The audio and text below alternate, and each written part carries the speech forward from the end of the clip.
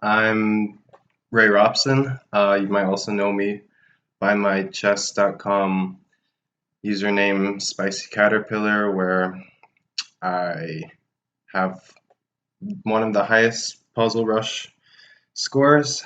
Yeah, it's my first time streaming or doing anything like this really, so it's pretty new to me. Might not be able to interact with the chat and everyone, as well as like more experienced streamers, but I'm gonna try to do my best. And yeah, today I'll just be playing against you guys, all the subscribers to the Chess.com Twitch channel. And yeah, if you want to challenge me and have me play against you, then just subscribe to the channel. And yeah, I'll try to start. I'll see who's challenging me now and try to start a game.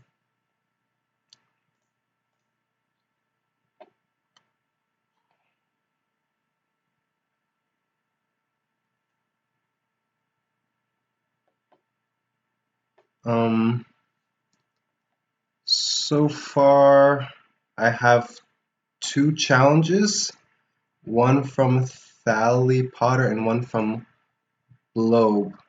But I'm not sure that either of them are subbed, so I'll wait until I get a confirmation. Yeah, and if any of you guys have questions for me, obviously I'm ready to answer. Whatever. Okay, Wind is a sub. Wind. Okay, I see Wind's challenge. I'm accepting. Okay. Wind from Brazil, it looks like.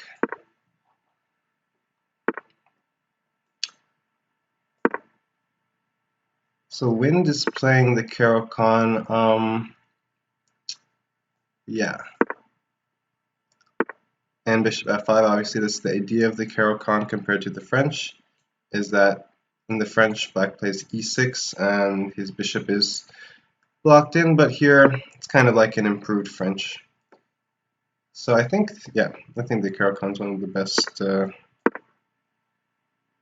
best openings, definitely one that I've struggled to understand throughout the years playing against it. Now, h5 is a bit surprising. Guess I'll just castle. I don't think he really wants to. Okay, g6, h5, g6. So far, black has moved like all pawn moves and brought his bishop to f5. So he got it outside of his pawn chain, but the bishop looks extremely strange there. If I could just play something like h3, g4, I might even be able to trap it in the future. So I don't think this is the best plan by Wind. But still, he's not doing too badly so far. Yeah, I'm just exchanging off his dark square bishop because it's kind of his better bishop, given that all his other pawns are on light squares. And now I'll play h3. I'll just see what he wants to do.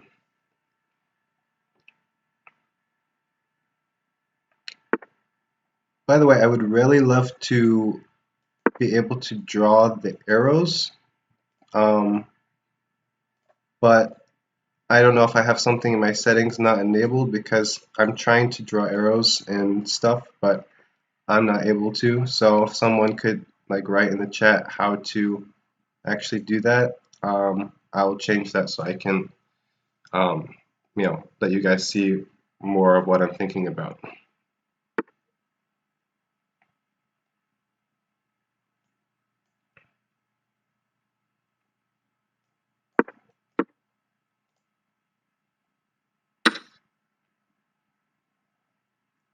Alright, so I should allow highlights.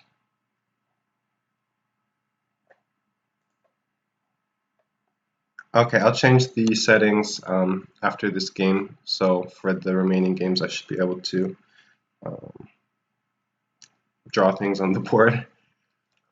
So yeah, last move I played knight c5, hoping for this, and now my idea is just to put my knight on d4, since that square has been vacated, and that will be a great outpost for my knight. And again, his bishop on f5 is not looking great. Also, his knight on h6 isn't looking great. It wants to go to the f5 square, which is where his bishop is, but obviously that's taken, and he can't even castle because his knight will be left hanging there. So he's played queen e7, attacking my pawn. I'll protect it.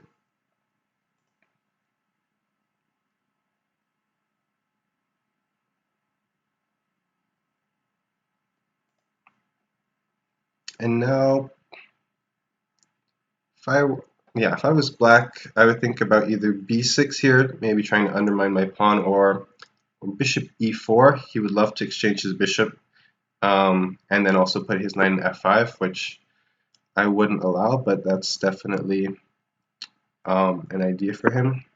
So he's played a5, trying to undermine my c5 pawn this way, so I'll just protect it, and if he takes, I'll recapture with the pawn. And now he's let my knight come here to d4, which is what I wanted.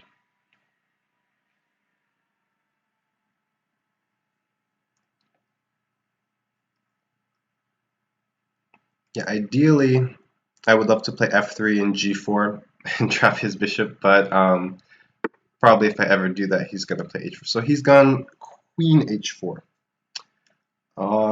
Wasn't expecting that move. I'm not really sure what he wants to do there. Yeah, I don't know what his idea is. Maybe he wants to sacrifice an h3, but that shouldn't be too good for him. I'll just make a developing move, get my last piece into the game, rook d1. And it's still looks tough for black. Still can't castle queenside either. Not that he wanted to, even if he wanted to, his rook on a has actually already moved, so he's not allowed to castle that way either. And probably I just want to open the game, like if he just passed or something, I'd play something like b5 or c4 and open up the center because his king is not going to be able to get out of it quickly. But yeah, he has sacrificed. He's gone for it, which is admirable. I think I should just take. And he immediately takes. Okay, he was ready. Now he wants to play knight g4, and then if I capture, he'll take back with the pawn, perhaps, and open up his rook.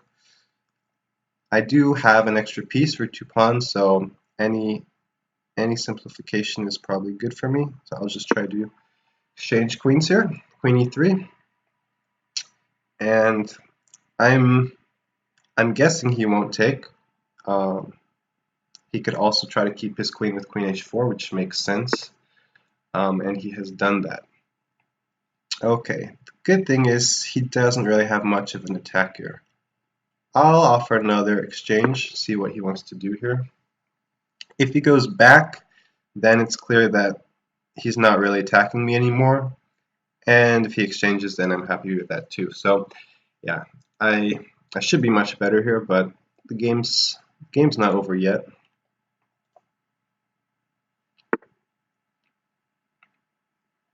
Queen to d8. Okay, so he did go back. I think e7 would have been a better square, just at least slightly more active. Also in d8, his queen is facing my rook on d1, so in case the d-file opens, if I ever play c4 and he takes, that will not be a good position for his queen. And then king d7, not only did he put his queen on the d-file, but also his king. That is a very interesting move. I don't think it's a good one, but it was definitely very creative. So I will play c4 and just try to open everything up and hopefully get this attack on his king going. So he wants to open the g file, which makes sense. So if I take, I assume he'll take with the g pawn.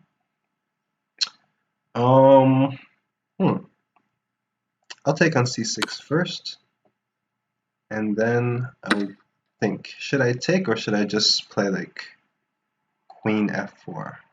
I take, he's threatening rook g8, and then he's getting, surprisingly, he's getting a little bit of play. I'll play queen f4 and just try to avoid opening any more lines to my king.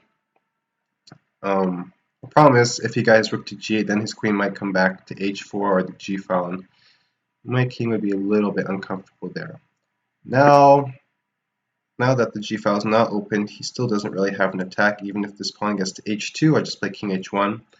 So now I'm going to focus on his king, taking on d5, and either way he takes, it's going to be exposing his king more. If he takes with the e pawn, then it's f5, knight is hanging. Takes with the c pawn, then I could have played c6 check, which looks really strong. So he took this way. Now I will take on f5. He'll get his open g file, but at the cost of a pawn, and also I'm taking with check. So yeah, this should just be completely winning for me. Okay, so he's actually declined taking my knight, but he also doesn't even open the g file. So now I'm just up 2 pieces, and things are looking pretty good. Knight d6. Yeah, apologies, I haven't really been looking at the chat, but I'll try to do that more as the stream goes on and I get used to this, and also I will enable those arrows so that I can highlight more of what I'm thinking about. So I'm just gobbling up some of his pawns, and well, also his rook is hanging, and I'm going to try to checkmate his king soon. King d7, give a check. The only thing I really have to watch out for is stalemate here. He's trying for stalemate. He's giving up his queen and all his pieces. Oh, I'm almost flagging. Okay. I forgot about the time. I had pre-moved mate on b7, so I was not going to flag, but yeah, I almost flagged. That would have been funny. But I have some challenges, but I'm going to first try to enable those highlights. Oops. Settings.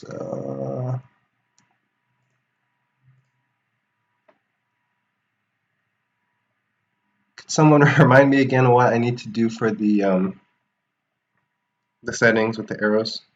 Settings, live chess. Okay. And then right button, draw arrows and highlights. I think that should be correct.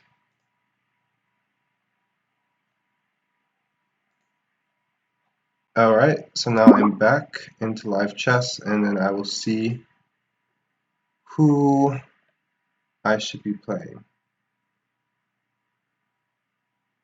By the way, good game, Wind.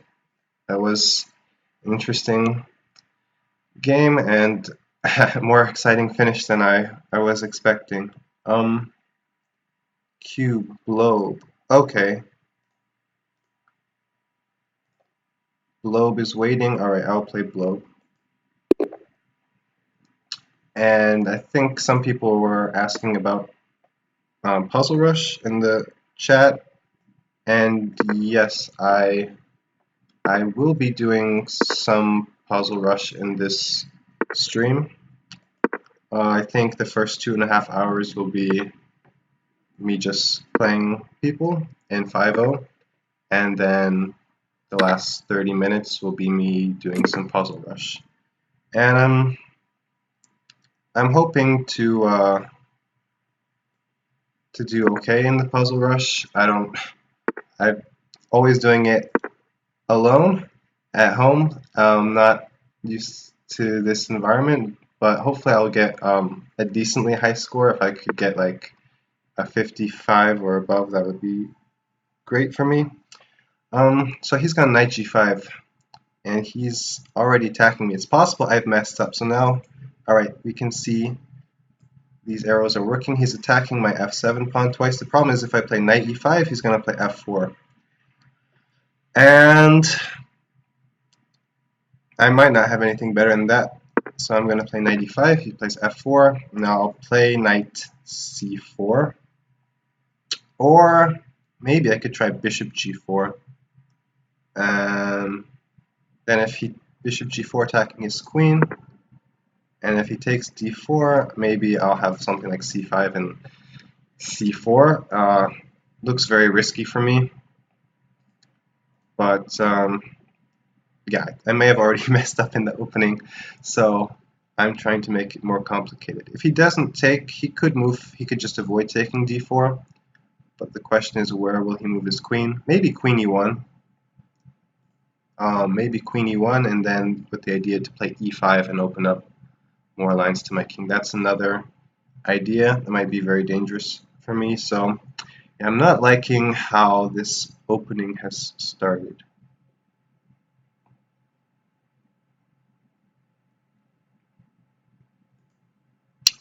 The good thing is he's taking some time, so let's think. Queen e1, knight c4, e5. If I take, it opens the f file. So basically when he's playing e5 and I take, he's opening more pressure on the f7 point.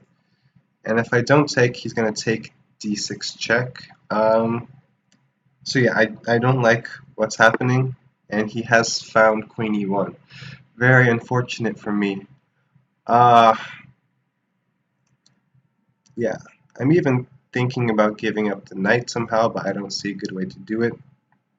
So I should probably play knight c4, and he's found e5. Maybe he's listening and using my suggestions against me. So e5, yeah, if I take it, really doesn't look good. But if I move my knight, okay, doesn't look great, but maybe I'll try that. Alright, knight d5. Let's see what he does here.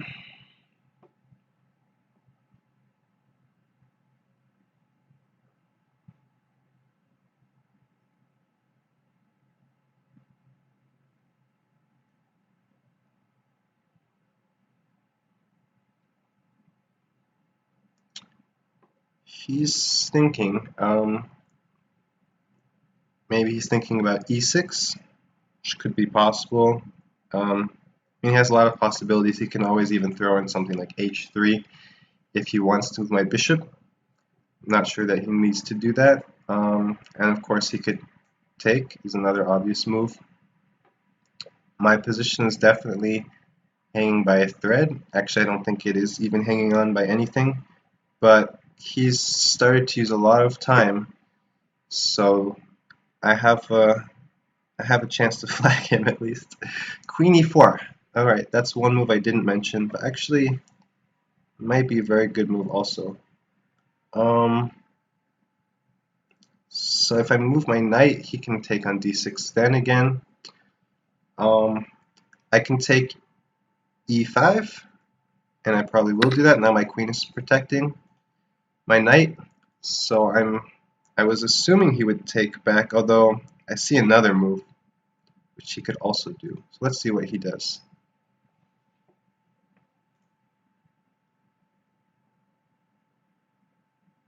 Okay, Yogi1607 asked if you could watch me play Puzzle Rush, and yes, will be the last 30 minutes of this 3-hour stream will be me playing Puzzle Rush. So yes, you can see me playing Puzzle Rush. So he took back. One move ago, he also might have had knight takes f7, which would have been very interesting. Maybe just very strong. If I take, then he takes with a discover check, and then my bishop is hanging. But perhaps he didn't see that, or he just thought there's something better here. He took, but now my bishop goes back to protect f7, and f7 also protects my bishop. And now I'm feeling better about my position. Still might not be very good, but I think I was probably just lost a move or two ago, so I'm feeling a lot safer now, and he's using a lot of time.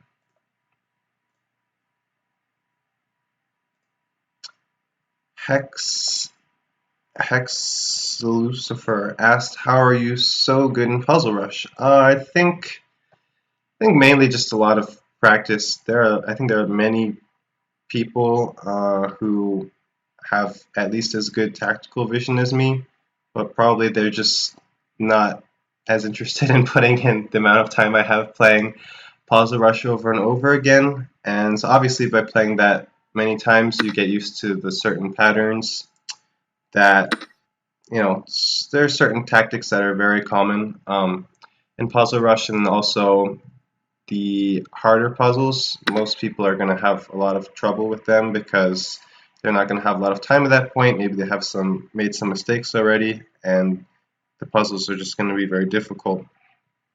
I think by just me playing a lot, I have a lot of experience in those, so I even remember like at least the idea, if not just the solution to a lot of them. So that obviously makes it easier to get higher scores. So I think those are the main things, but I don't think I have like unreal tactical vision or puzzle solving abilities that no one else can match.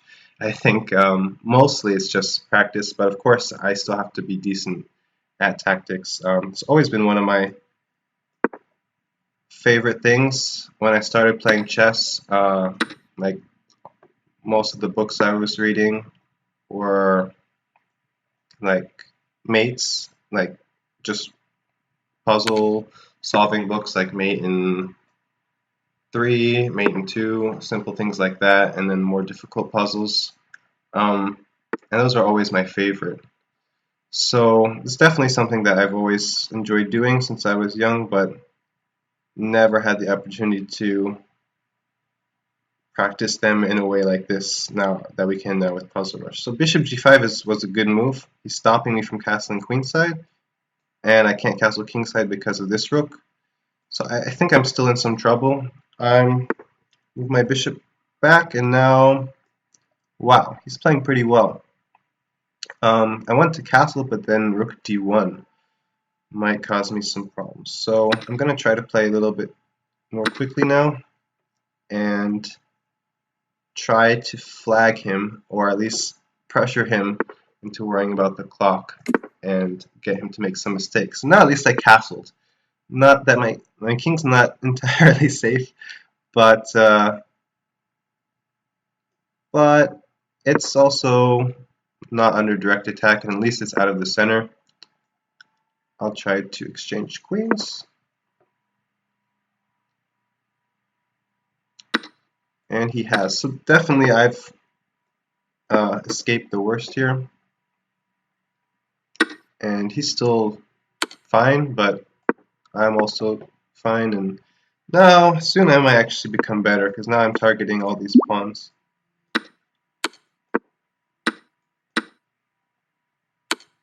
Knight d8. Interesting square. I think I can go here now. And I'll just push my pawn. Now my c-pawn is way too strong.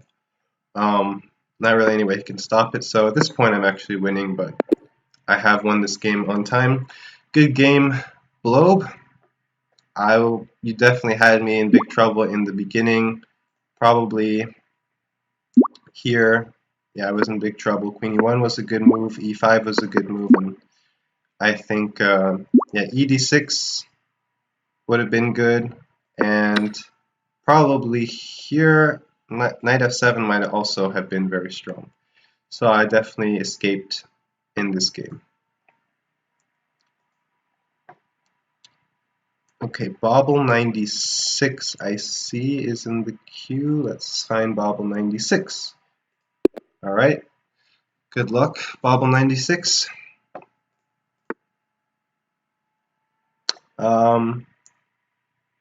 Okay, lots of questions about Puzzle Rush. Lily Allen asked about, have you considered streaming Puzzle Rush? Yeah, well, you'll see me streaming here a bit, and also I have my own channel now where I haven't streamed anything yet, but I plan to stream not that often, at least not for now, but I will hopefully be streaming at least like once a week, and that channel is GM Ray Robson on Twitch. So I do plan to stream Puzzle Rush, and I just think it would be fun, and also I'm sure a lot of people were curious about it, so I kind of just want to, have people actually see it so that there's, I don't know, so it's believable, more believable at least, because obviously you could see people like Karo or even like Daniel Naroditsky, who are both extremely good at Puzzle Rush, and so you can see how they get their scores, but for a long time my account was anonymous, and obviously I wasn't streaming or anything, so my scores couldn't really be verified by anyone except myself. So I thought, yeah, it'll be fun to stream sometimes. So I played c5 last move, attacking his queen, and then I was going to trap his bishop next turn after he moved his queen with c4. So this is actually a typical trap. That's why White has to be very careful playing d4 with his, well, just too early in the Roy Lopez. And he's decided to just give up his bishop immediately. But maybe he was hoping to have a check here and forking my two pieces. But unfortunately, it doesn't work for him because my knight was guarding that square. And now I'm just up a piece, so I am winning in this position.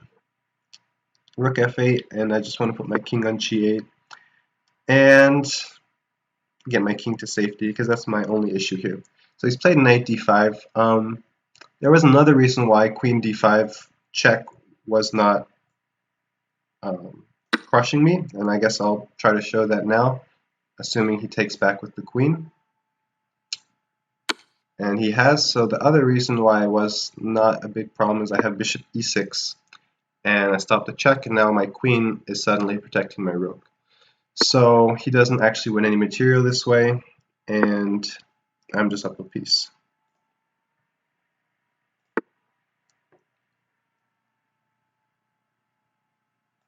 Let's see, rook e1. Okay, that makes some sense. I might have wanted to play d5, but he's kind of putting his rook on the e line and just preparing in case I play it.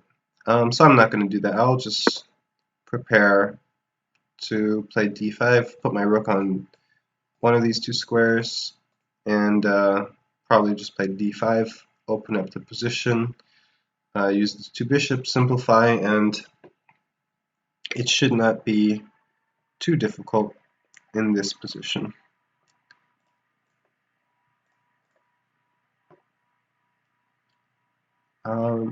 Let's see. Udai444. Has Ray been active and over the board? I haven't been too active. I mean, I've been more active than I was. I was going to school at Webster University for 6 years actually, and during that time I was very inactive in chess. Normally when people go to college, they're mostly playing in the summer because that's when they're off from school, and there are usually open tournaments, big open tournaments in the US during that time. So that's when people are playing, but I was not playing in those summer events because I guess because since I was young, my dad and I kind of had this philosophy where I was always trying to play in tournaments, the strongest tournaments possible, and so hopefully tournaments where like there are people who are much better than me. And the idea is that by playing people who are better than me, I'll get the biggest challenge and the biggest learning opportunity, and that's the way I could improve the most.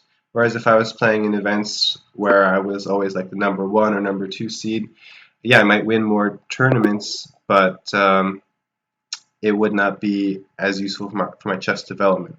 So Bobble96 was down 2 pieces there, and he resigned. Good game, Bobble96. Rakesh is next. Oops. Rakesh. I don't see Rakesh.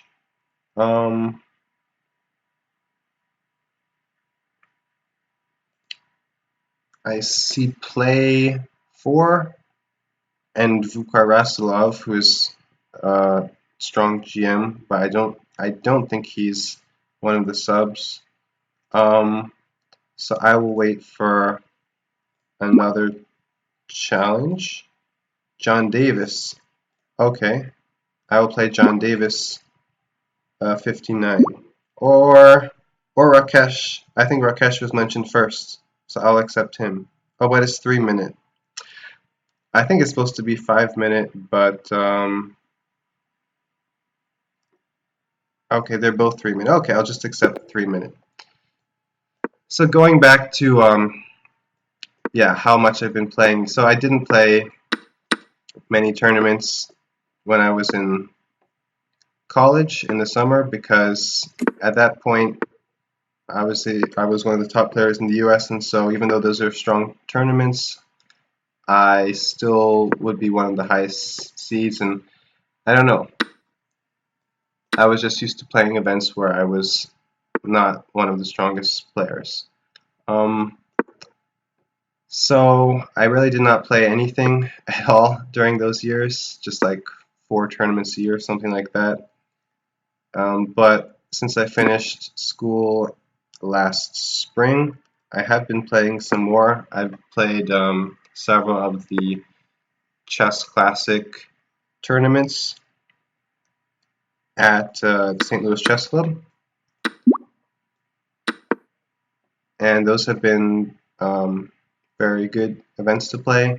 And I also just played in the U.S. Championship. That was my last tournament, which is one of my worst tournaments. Also, I started okay, and I ended the first half of the event. It was an 11-round tournament. I ended after 6 games. I had an even score, and I had played like all the top guys, like Fabi. Well, all the top guys except Takara, I guess. So I played Fabi, Wesley, Leonard Dominguez, Wesley So, and I was doing all right. But then the second half of the event, I just did terribly. I lost I think I got half out of those last 5 games, which is like I've never had a result like that before. So that was pretty unfortunate. But so that was my last event, and I don't know what my next one will be. Actually, I might take a break for a little bit. That was pretty disheartening result. Um, but obviously, I do plan on coming back stronger. So I actually have to focus a little bit on this game. Rakesh is playing pretty well, and I feel like I'm getting outplayed. So he just wants to double on the D file, and yeah, just put pressure on me with the pin. So I guess I'll double as well. It's also 3-0, so I have to be a little bit more focused. I'm not one of those guys like, I don't know, like Hikaru, who it seems like he can just talk and not pay attention to the game, and then he just turns back to the board for a second and makes like a winning combination. I can't do that, unfortunately. I really wish I could. That would be so awesome, but I actually need to focus when I play chess, to try to at least play well. I'm not sure how he does it, but that's why he's Hikaru, and that's why he's so strong. So Queen A5, wow, that was a good move, and he's pinning my rook, pinning me here, putting pressure on D2. So I'm probably just in big trouble. Um, I'm gonna try to play faster, perhaps, and try to trick him or flag him. So let's see how that goes. But objectively, I think my position is very bad. Okay. He was threatening mate in G2, so I had to stop that. Bishop B5. It's a good move. So yeah, I don't think I have a choice. I have to go for this. And he's going to get a lot of pieces here. Too many pieces, but I'm going to try to trick him if I can. Oof. Another good move by Rakesh. He's been dominating me. I should have I should have been more focused on him from the start, but now I'm in big trouble. I don't even have a way to perpetual his king because I need to go to like d8 and f6, but his rook just isn't allowing me to do that. So yeah, I'm pretty lost here, but let's see if I can trick him at all.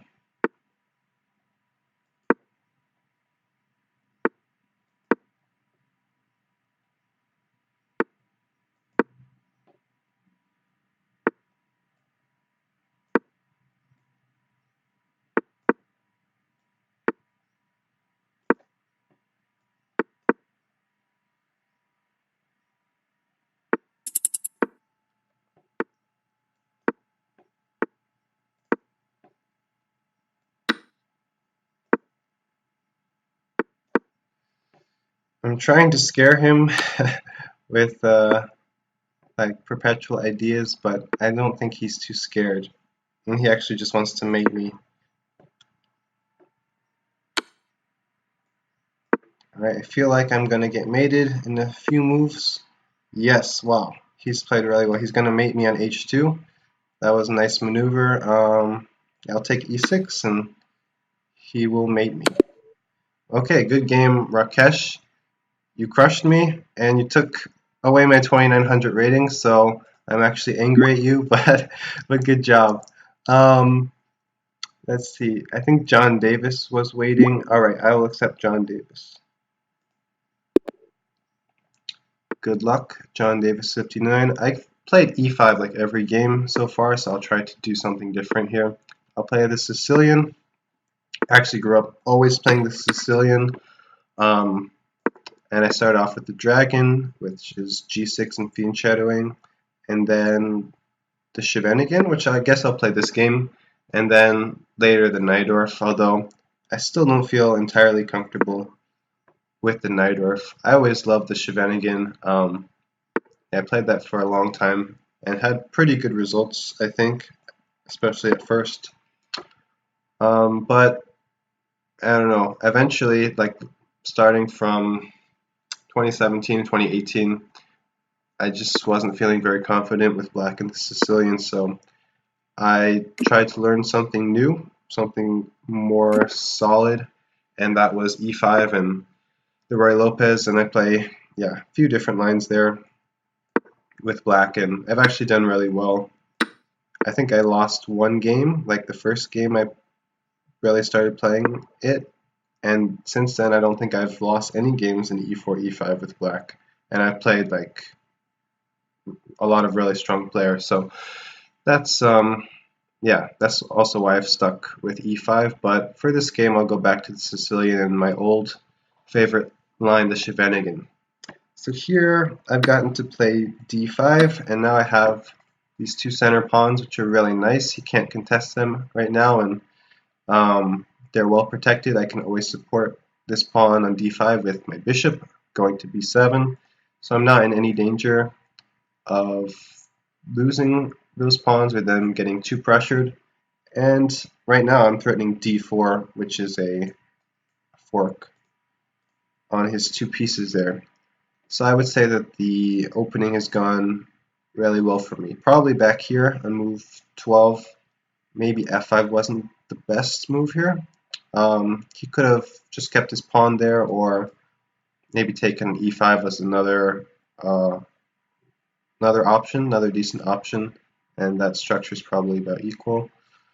But I feel like here I already have taken over the initiative.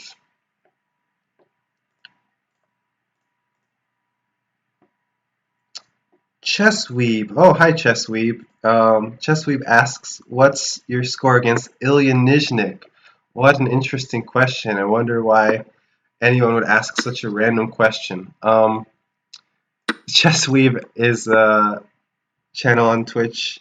It's three grandmasters, Ilya Nizhnik himself, Dennis Boros, and Ashwin Jairam. They've all gone or are going to Webster University, and I know all of them, obviously. And yeah, check out their channel. They just started streaming recently, but I think they've been streaming like almost every day. So definitely check them out. What's my score against Ilya? It's not very good. In classical, the first time we actually played was in the World Youth under 12 in 2006 in the last round. And for those of you who don't know, Ilya is a very good player. He was maybe the youngest player in chess history to ever get a GM norm, definitely at the time, but maybe even still.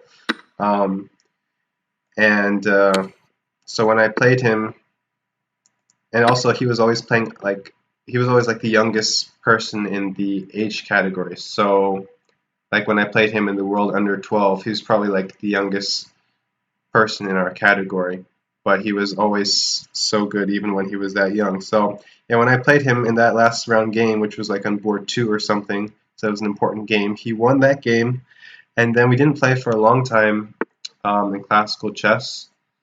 But then when he came over to the US and started at Webster, we played a few times, and I think we had a few draws.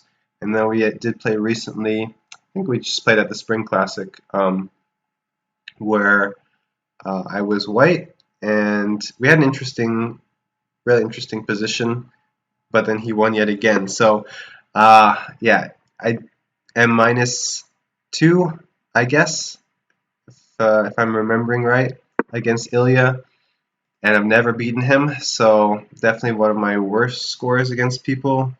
And also in like just casual games like Blitz, he's very fast also. So I think yeah, I'm pretty sure he's beaten me more times in Blitz than I have him. So he's just crushing me everywhere. So that was a good question to ask by Chess Weeb. All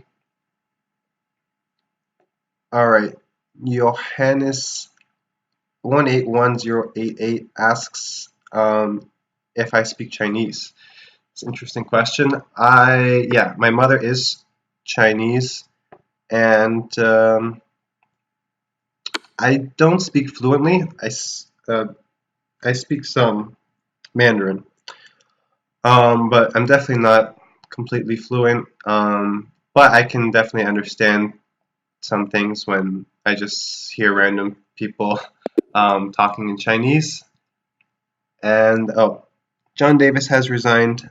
I wasn't talking much about the game, but he was down a piece early on. He sacrificed, didn't work out, and I was just about to queen and win more material. So good game, John Davis. I will look for my next challenge. Atkins Susan. Okay, I'll accept Atkins Susan. Going back to the Chinese, yeah. So unfortunately, I am not completely fluent, and with reading and writing, I mean, it's pretty difficult. Like reading, I could read some words. Writing is like even harder. Um, so I actually grew up like the first language I learned was Chinese. Like that's the first language I spoke when I was like a baby. I was born in Guam, and then my parents lived in Taiwan for a little bit before I came to the US when I was like 3. So yeah, that was actually like the first language I was speaking. And at this stage in life, obviously it would have been really cool if I had just continued learning that, because obviously I was going to pick up English eventually just by living in the US. But you know, living around everyone speaking English, and then also living near my grandparents, who American grandparents who only speak English, I stopped learning Chinese and started learning English and never went back the other way. So I really would love to have a better grasp of the Chinese language, but unfortunately I don't. This game against Atkins Susan, I've played the London, and she's played bishop f5, which is good move. Now after e3, normally they play e6 here, and just we'll try to play against c4 actually, which is what I want to play. I want to play e3 and c4 and then put my knight out. And so she's played e6 here, which makes sense. The reason e6 here would be stronger is first it wastes less time because black doesn't really need to play a6 for any reason. And also after e6, e4, this bishop can come out really quickly. So black could actually maybe take on b1 and then give me a check, which is pretty annoying since I can't really block it in an effective way. So here I'll just develop my knight. And so she wasn't able to get rid of this knight, and now she could still play bishop to b4. But my knight is already here, and probably I'll have like queen a4 check or queen b3, and I should be doing pretty well. So she has played bishop b4. It's a logical move. I think I'm going to play, I'm not sure. I want to play either queen b3 or queen a4, and then probably knight e5 next move. Let's go with queen b3. Oh, okay, let's go with queen a4 check. So I'm checking her king and attacking her bishop. She's basically forced to play knight c6. And then my idea is to play knight e5 and put pressure on the knight, which is protecting this bishop on b4.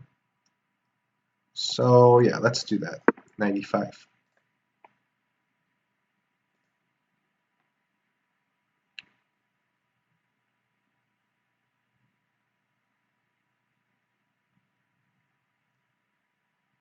Okay, Stockfish asks why no one knew who I was for a long time.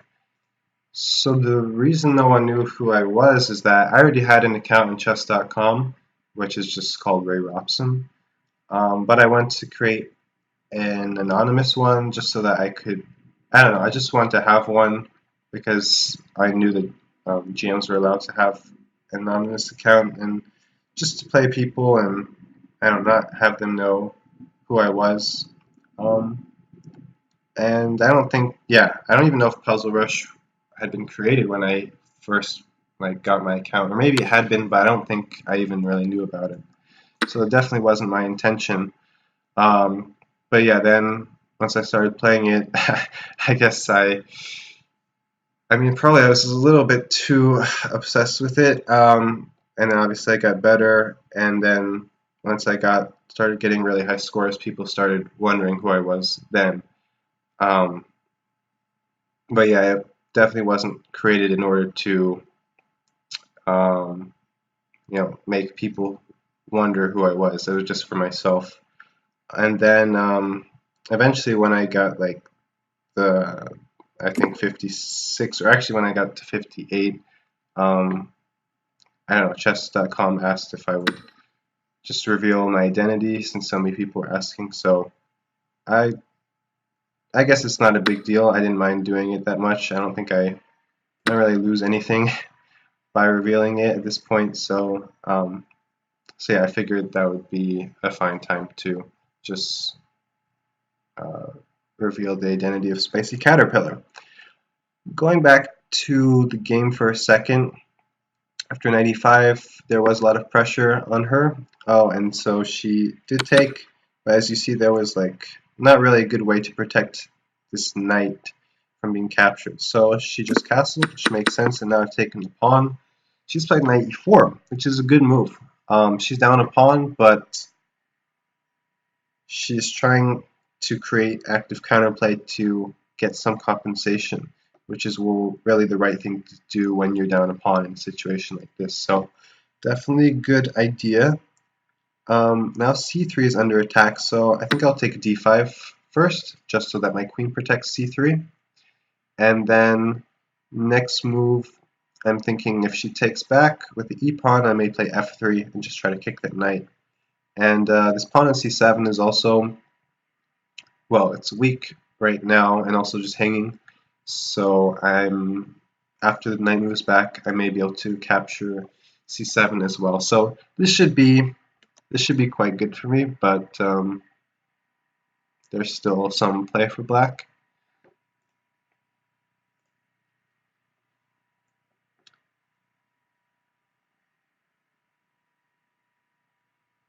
Okay, Zisumasasamti. Sorry if I messed up your name badly. Which chess player, past slash present, would you want to partner in doubles tennis?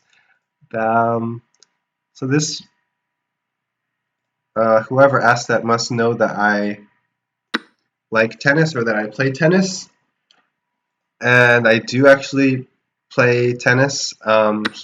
My favorite sport, and I try to play as often as I can.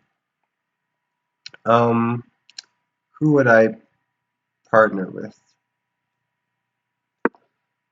Was it, sorry, let me go back. Was it a chess player or a tennis player who I was, or I guess I can answer both. Okay, originally it was which chess player? Hmm. I have played tennis with some chess players. I've played tennis with Hikaru actually. He is the best chess player I've played tennis with or against. Um, and there are actually a lot of GMs are actually decent tennis players, which is interesting. So Susan Atkins, good game, right? Good game. And let's see, chess. I mean, I would love to play with Magnus, obviously. I've heard that he plays tennis, and I've heard that he has like an insane forehand. But that's just a rumor I've heard. Um, yeah, Mark Esserman is a really good tennis player. Um, and I haven't played with him either. He's also a decent chess player. He's an IM, so he's pretty good at chess as well. Actually, I don't know if he's better in chess or in tennis. Um, I have never played him in tennis. I've played him in chess. I guess, I mean, there's so many people who play tennis and who are good chess players. Like, I mean, Bobby Fischer played tennis. But just from the tennis perspective, I would want to play with someone who's really good. So probably, I mean, I would love to play with Mark Esserman. I've seen some of his videos of him playing or practicing, and I've also talked to him about tennis. So I know he's definitely better than me. That's for sure. But I'm not bad. I'm a pretty decent tennis player. Probably my best sport. Definitely the one I play the most. So yeah, I would love to get to play someone against someone like him. And yeah, I'm so into tennis. I'm actually in a tennis league. I don't know if any of you guys know like the tennis system, the U.S. tennis system, like the equivalent of the USCF for tennis. I'm playing in like a 4.5 league, which admittedly is a bit strong for me. Um, but I have a match tomorrow. Actually, the last match of the regular season. So um, yeah, I definitely am very into tennis.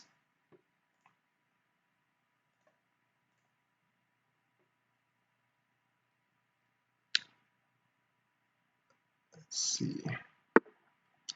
Um, Exodepoc asked why all chess players play tennis. I don't know if all of them play tennis, but I think the reason why a lot of chess players like tennis is first, if it's an individual sport, so there are obvious similarities there with chess, it just being one on one. I mean, with something like basketball or soccer slash football, um, I don't know. It's just something different about playing with a team or and a group of people versus playing by yourself. When I play something by myself, it's just I know it's just me against the other person, so my success or failure just solely depends on myself.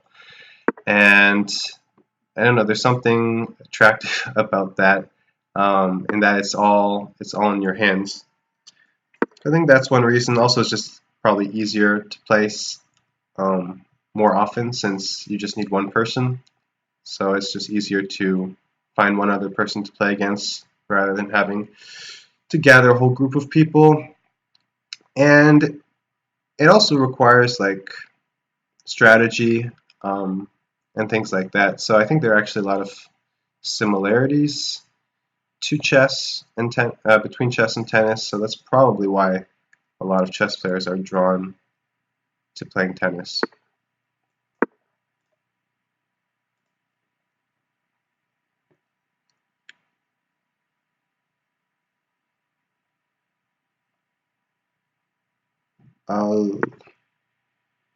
Ladol asked if I'm playing with viewers. I assume that comment was directed towards me. I'm playing against subs of the Chess.com's Twitch. So if you are a sub, you can challenge me, and I will try to get to all the challenges, or at least as many as possible, and play you in a game of 5-0. And yeah, as I mentioned before, I will be doing that for 2.5 hours. In the last 30 minutes, I will be doing a few puzzle rushes.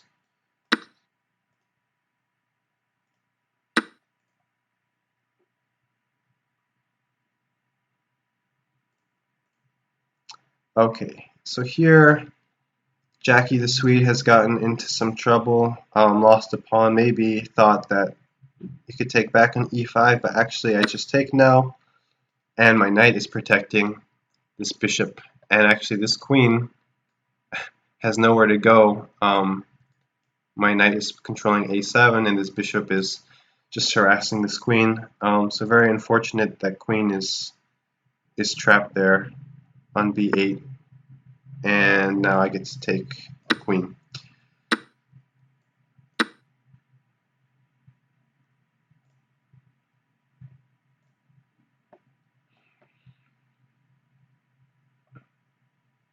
Roman Gorgoshidze, what's your score with I Am Rosen? I think I've only played I Am Eric Rosen once in over the board chess, and that was in the US Junior in I think 2010. And he was probably the lowest. I think he was the lowest rated player in the tournament, and I think I was the highest. And I think we played in the first round actually. It was a Sicilian, or I was black, and I was doing well. I think I was up a pawn, and then I just blundered. I blundered like a whole rook, like just completely a terrible blunder, and I was just lost. But I kept playing, and I was literally down a rook, I think, in an endgame, but I had a pass pawn that got to a2. That was like my only chance, and then somehow by some miracle I saved the game. So we drew a very exciting game way back in 2010, but that was the only time we ever played. Alright, Jackie the Swede, good game. Unfortunately, it was just down too many pieces at the end. And now I will look for the next challenge. Andrew Croker. Alright, Andrew Croker. Good luck, Andrew.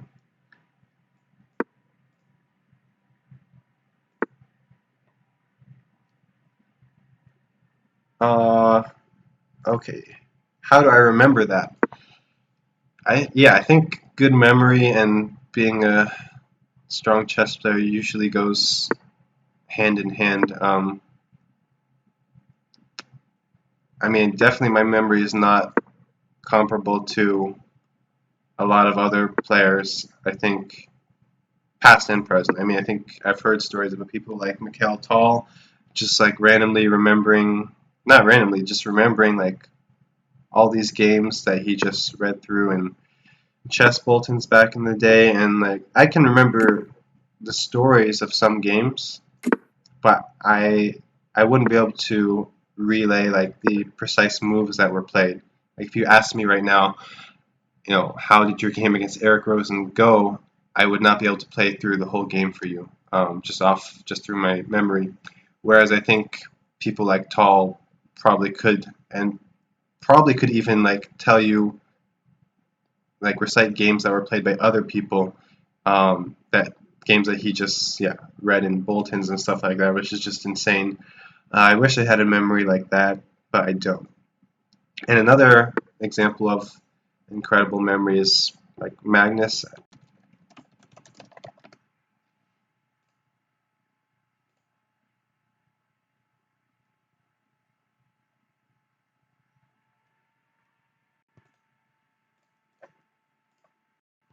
Okay, am I back? Okay, sorry guys. Yeah, so one of the programs, the program which was broadcasting the stream just went down all of a sudden. I don't know why. I don't think my internet went down, but yeah, it went down and took a while for it to reconnect again. But now we're back.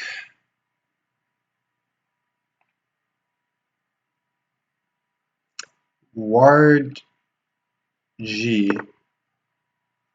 do you think you can reach 60 Puzzle Rush?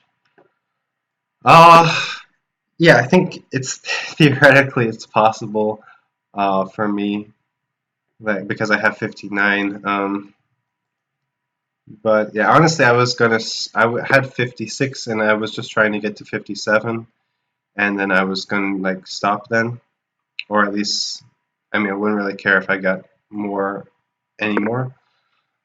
And I was just really fortunate in the time when I got 57 for the first time that actually I had a few seconds left, and I happened to get a puzzle which was surprisingly simple, where I just tried to play the most natural moves, and it turned out that was the solution. So I got to 58, um, which I didn't really think was possible for me, and then yeah, I have 59 now, which yeah, again, I would not have thought was possible. So I guess more things are possible than you think. Even in the actually in the 59 score I got, I had a chance. I had time for like one last puzzle, and it wasn't one that was impossible to solve. It was only like a few moves long, and the first move I had to choose between two moves, and my original, like the move I was going to make immediately was actually the right move. So maybe if I had made it, who knows, I could have even gotten 60 then. So it's theoretically possible, but it's really not possible for me to go like much further because I'm just not fast enough. Like, people like Ikar are just much faster with the mouse, I think, and also just with their calculations. So, I think I have more knowledge of the puzzles, but just with my speed, I don't think I can go much further. I'm pretty much at my limit right now. So in this game against Andrew Croker 12, I've given him an isolated pawn, or actually he's created one for himself by playing d5 here, which maybe wasn't the best move. And now I'm going to pick up his bishop, and I could take on f6 and then take this pawn on d5. That is an option. I could also just leave him with that pawn because although I would win a pawn there, I am getting rid of the two bishops, which are pretty strong. And the pawn is weak, I can always target it, and I could just blockade it. So I'm actually not sure whether I should take it or not, but I think I actually will. I think I'll just take with the queen on d5. Problem for him is if he moves his bishop from c8, like bishop e6, then I think I can just take on b7. So if he could have gotten his bishop out with tempo and then brought his rooks into the game, he'd have some compensation, but as it is, looks very good for me. And he's offered an exchange of queens, which isn't a good sign for him, given that he's already down a pawn. Now, and he still has problems with his bishop. Bishop on c8 is always stuck, tied down to protecting b7. So I'm just going to play rook d1, rook c1, try to bring the rook to the 7th rank. And yeah, looks very good for me. Oh, Dr. Lono says, I want to watch, but so choppy. So I assume that's my connection or something. Yeah, sorry about that if it is choppy. Uh, yeah, it's my first time doing this, and yeah, maybe the internet isn't as good as it needs to be for the stream. So apologies to everyone if that's the case. I will definitely try to improve for the future, and hopefully for the remainder of the stream there won't be no more major issues, and it won't be too choppy, and you guys will be able to watch.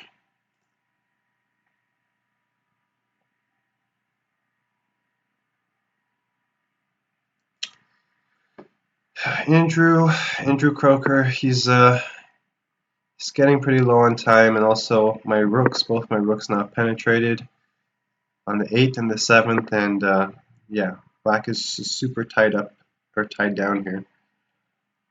And let's see if I can find the most precise way. I guess there's many ways. I can just take his knight, and this bishop on c is going to be lost here, so I'll just take that, and yeah, I'm just up a piece here.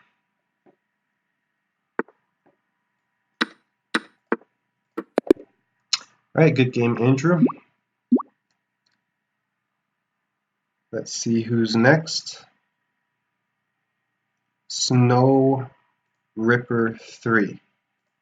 Okay, so Snow Ripper is 2100. I lost one game earlier to someone who was, I think it was 2200. So I will try to be a little bit more focused this time. Hopefully not lose at least. Hopefully I can win, but hopefully at least not lose. Definitely not as badly as I did the other game that I mentioned.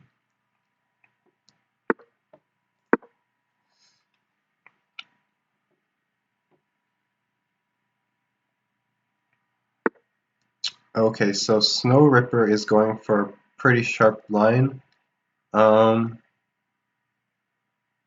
Actually, yeah, let's take. I mean, h6 is another move. There are many moves, but h6 is the move I would normally play. But d takes c4. I'm offering to go into a line called the Botvinnik, which is probably like the sharpest line in modern chess, like opening theory. But he has done the anti-Botvinnik with a4. I want to play b5, protecting this pawn, but he has stopped me. Very upsetting. Now, honestly, I haven't played this in so long, I don't remember any theory, although I think this is a move still. So the idea is he's probably going to take twice, takes, and then I'll play queen b6 and try to take this pawn on b2. And I have a very active queen, but obviously also an exposed queen which can be attacked.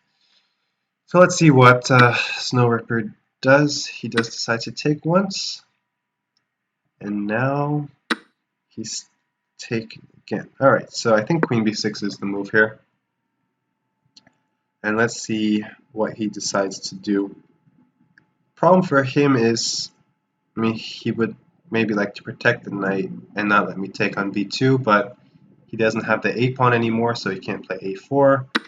And if he plays queen to a4, I have bishop d7 with the pin. So he's taken on f6. Now I have two options. I could take b5 or I could take f6. Well, I'll just take f6. It's simple. And now I'm curious where he's going to move his knight to, if he decides to move it.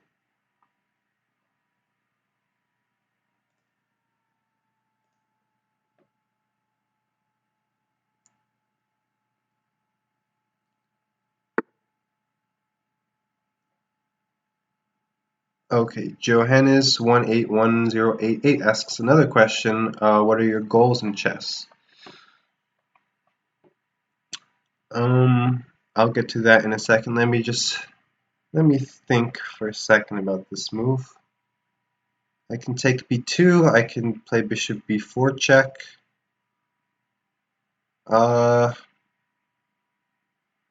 I mean, my position looks relatively good, but his king is, very exposed on this diagonal. If I give a check, he only has one way to adequately defend, which is knight d2. So I'm looking for something which would be immediately winning, but I really doubt that that actually exists here.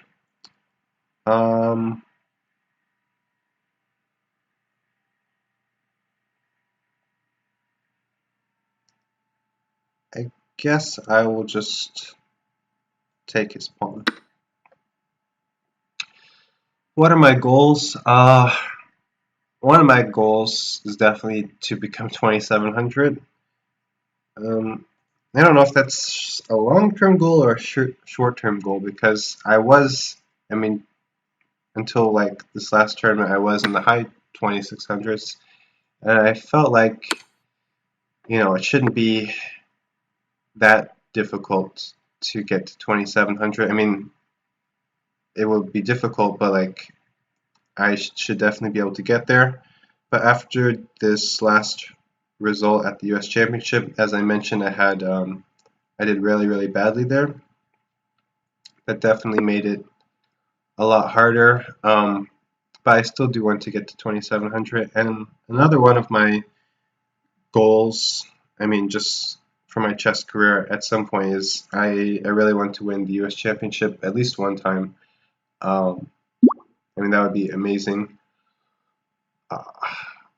Obviously, it's gotten a lot more difficult with so many people either getting better or joining, because just a few years ago, I mean, there was like Hikaru and Gata and other good players, but no one unbelievably good.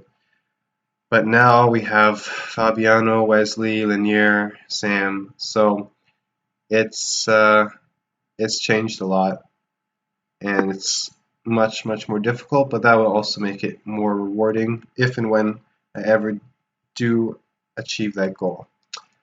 And besides those two, I don't really know. I mean,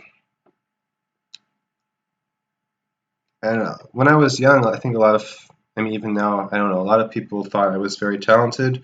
I don't know if that's true or not, but um, like other people in my shoes maybe would have tried to become like top 10 or something. But even when I was like 10, 11 years old, I never believed that I could do it. I just didn't think I had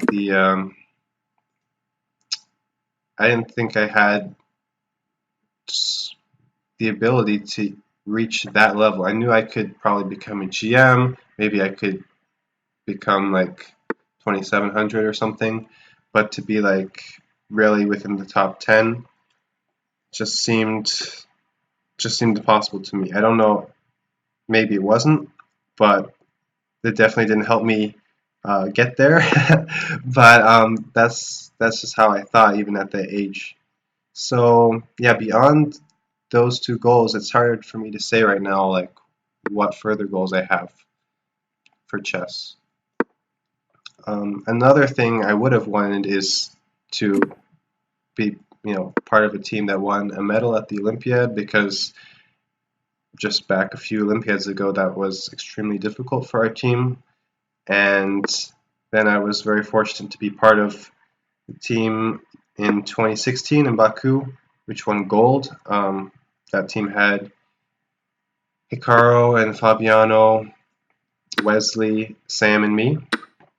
And then with this exact same team, we got silver in this last Olympiad in 2018. So that goal has been accomplished, I guess, surprisingly for me. I mean, I didn't obviously expect that Wesley and Fabiano would be joining the team. And also I'm very fortunate that just that the rest of the team was so strong, because obviously I was not the main contributor to the success of those teams. I was on the team, I was doing my best, but all those other guys had a definitely much bigger impact than I did on the team. So I was very lucky to be part of a team which had so many amazing players.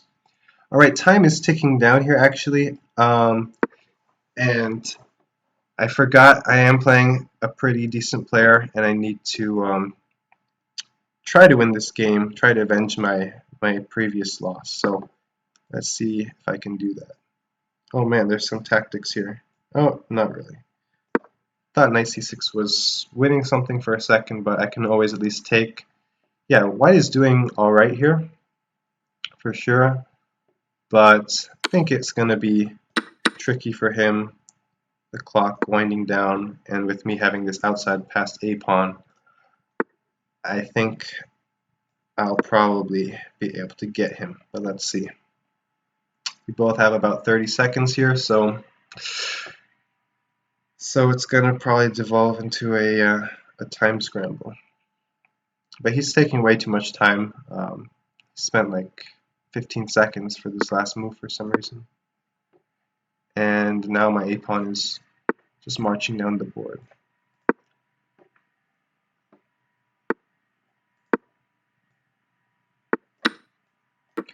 Yeah, so he's blundered a piece, and my a-pawn is also secure on a2, protected by my bishop. So at this point now it's just winning for me, and Snow Ripper 3 resigns. But good game. That was definitely a tough game, and it was, pretty balanced probably in the end game until the end, where it was hard for him to deal with my passed a-pawn. Alright, Sepher 91, or Sepher. Good luck, Sepher 91. Past Pawn 99 asks, do you stream yourself, Ray? I have not streamed ever. This is my first time ever streaming, so thanks to Chess.com people for letting me stream on such a big platform as my first ever stream. But I do have a channel on Twitch now. It's GM Ray Robson. I have not made any content yet, have not streamed at all, but I do plan to start streaming occasionally, and I will be streaming me playing Blitz like I am now, and also obviously I'll incorporate some Puzzle Rush since I know people are interested in that, and see where it goes from there. I mean, this is my first time doing it, so I kind of want to get more of a feel for things before I concretely decide on exactly what I want to do. Martin 83, will you play Arena Kings? I guess since I will be streaming sometimes, I guess I can play Arena Kings. I mean, I knew about the tournament, but I never could play because I never streamed. But since I can, I will try to play as long as I'm available for any of those tournaments. I think it would be fun to play. There's usually a lot of good players, and it would be interesting for me. So yeah, I would like to play in the Arena Kings. So this is an interesting moment. I think my opponent probably just missed that his pawn on b2 is no longer protected. His rook was covering it, and he blocked it with his bishop. But in this position, he could have tried knight takes b5. The idea being that after I take, he takes, and he's lost a piece after I take, but then again, he's uncovered this rook on b1. So he's basically just trying to take his pawn back by taking on b5. So that would have been a better try. He played knight a2. Unfortunately, he's attacking my knight, but it so happens that my knight is also attacking him. I guess, yeah, since they're both knights, if one is attacking one, the other one is also attacking him. Whereas if he'd attacked me with the pawn, my knight would not have been attacking his pawn. But unfortunately, they were both knights, and my knight was able to take his first.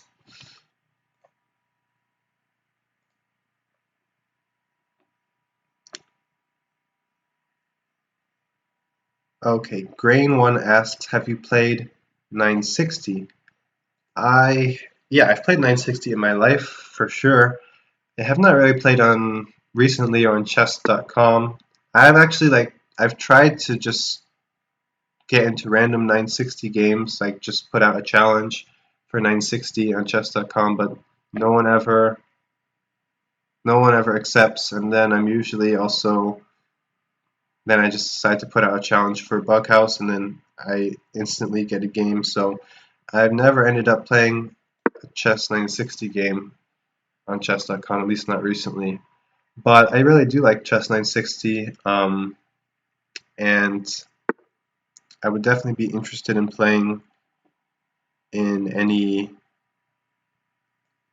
events because I think I'm okay at it. I just don't have enough experience to tell, but from the few times that I've played, I think I'm decent at Chess 960. So last move, Sepir actually did well by playing c3 here in move 14, trying to trap this knight, and actually he was trapping the knight, and so at least he was going to try to get back the knight that he had lost by playing knight a2. And I played b4 to try to get the knight out, and here he took back, but he could have taken on b7 and at least won the piece back that way. I'd still be up 2 pawns, I'm still much better, but it would not have been completely winning. Here I am up a piece and a pawn, so it is completely winning for me now.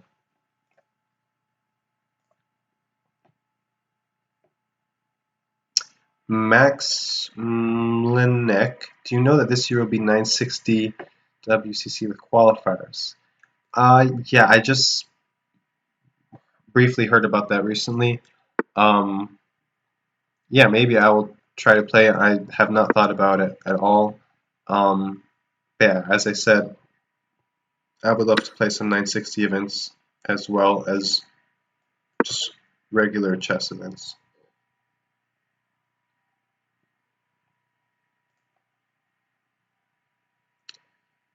See, I am nobody really. Puzzle Rush leaderboard has been adjusted. Some scores disappeared. Yeah, I don't really know anything about that. I think the guy who scored 61 just the other day, I think his account is back now, and I don't know if the 61 score is still there or not, but I saw he had like a 59 already again today. So yeah, I don't know what the story is there. He could just be really, really good at Puzzle Rush. And I would have thought actually that scoring 59 or 60 is like impossible. But given that I have scored close to those scores, and I know that I can't beat the best in the world, it just means that it has to be possible for other people to do better. I definitely would not have expected, um, an IM to be the one doing it, but I also think that if someone like Vacher or even like Daniel Naroditsky is really good at tactics, a lot of people who are good in tactics, if they spent as much time as I had playing Puzzle Rush, they would probably be better than me or have higher scores than me. So yeah, I definitely think those scores are possible, but yeah, I don't really have um, enough information. I don't know anything about the guy or the guys who started getting all those high scores recently.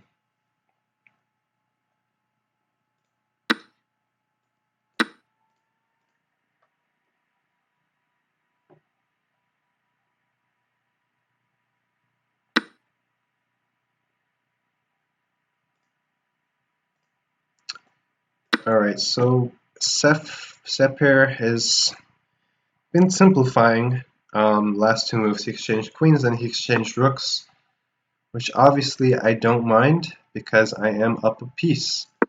And easiest way for me to win at this point, being up a piece, is just to exchange all the pieces. The less pieces there are, the less things I have to worry about. And if we get to the stage where we exchange all the pieces and I have like an extra knight or an extra bishop, it will be pretty simple to win. In the meantime, while we aren't exchanging pieces, or he's not allowing me to exchange pieces, I will just keep improving my position with extra piece, I also have more firepower, and I can also just try to dominate his position. So right now my bishops in the center especially look very dominant, and it's not looking too good for him at this point.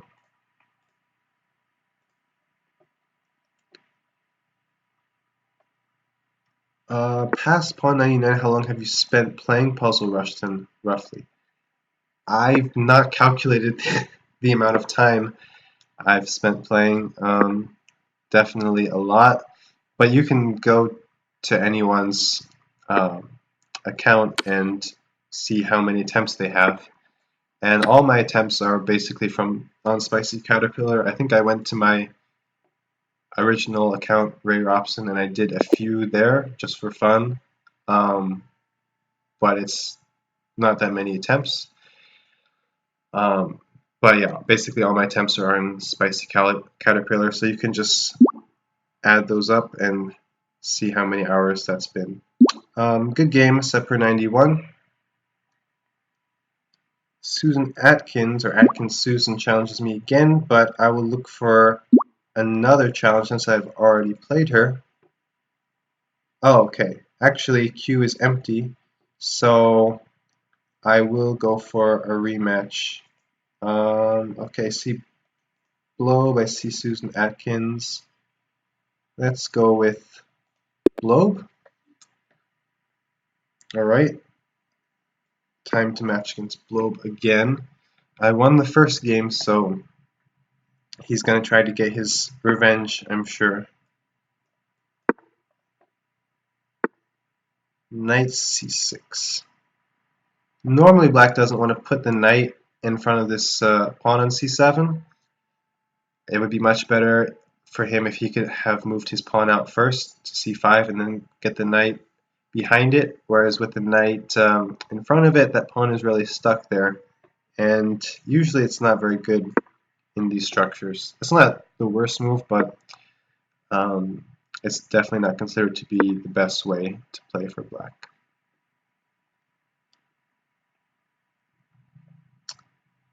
My idea is, well, I was hoping to play c4. He's trying to utilize his knight on c6 being there so quickly, and also this pin with the bishop to play a very quick e5.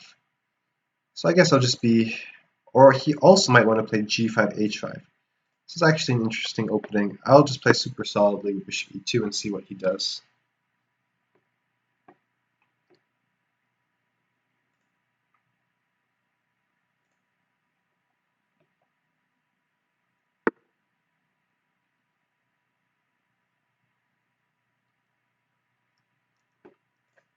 Okay, e5.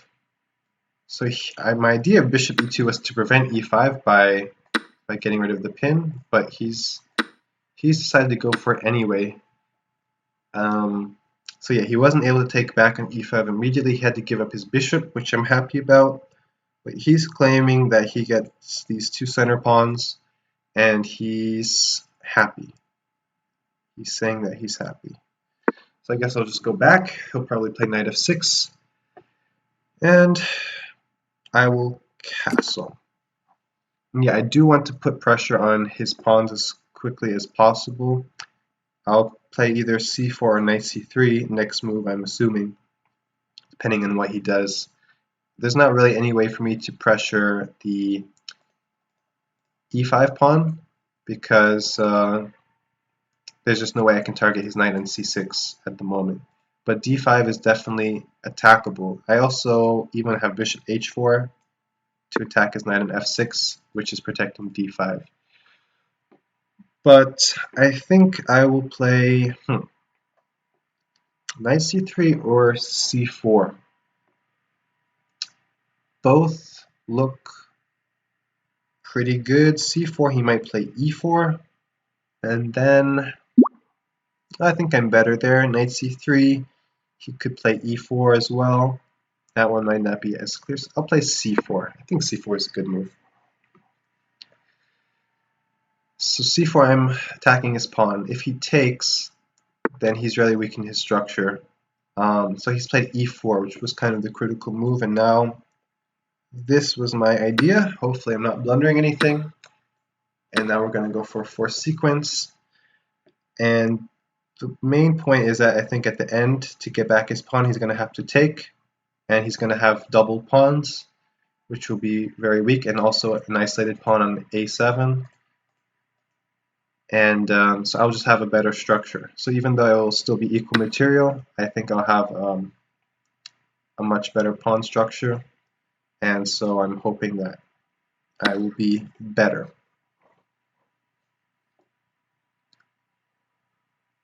Right, he's probably thinking whether he should exchange first or if he should take on c6.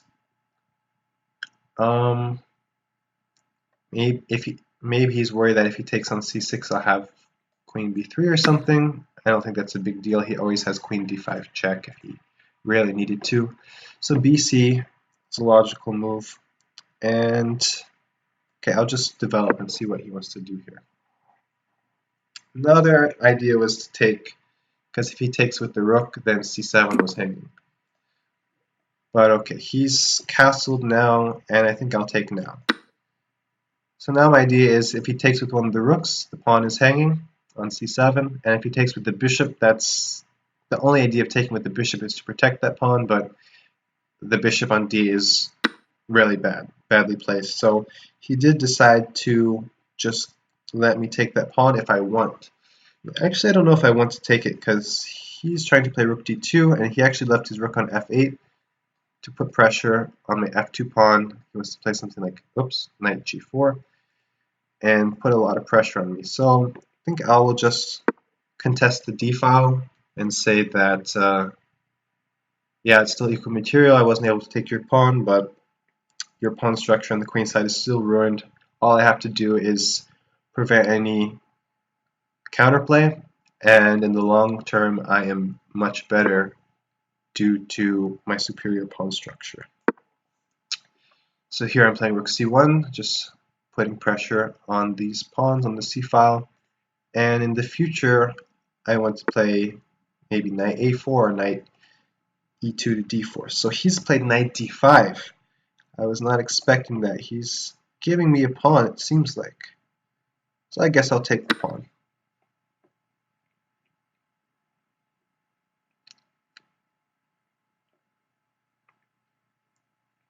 I think he has to take back, yes, and now I will take. I'm sorry, I keep disconnecting, and I don't know why.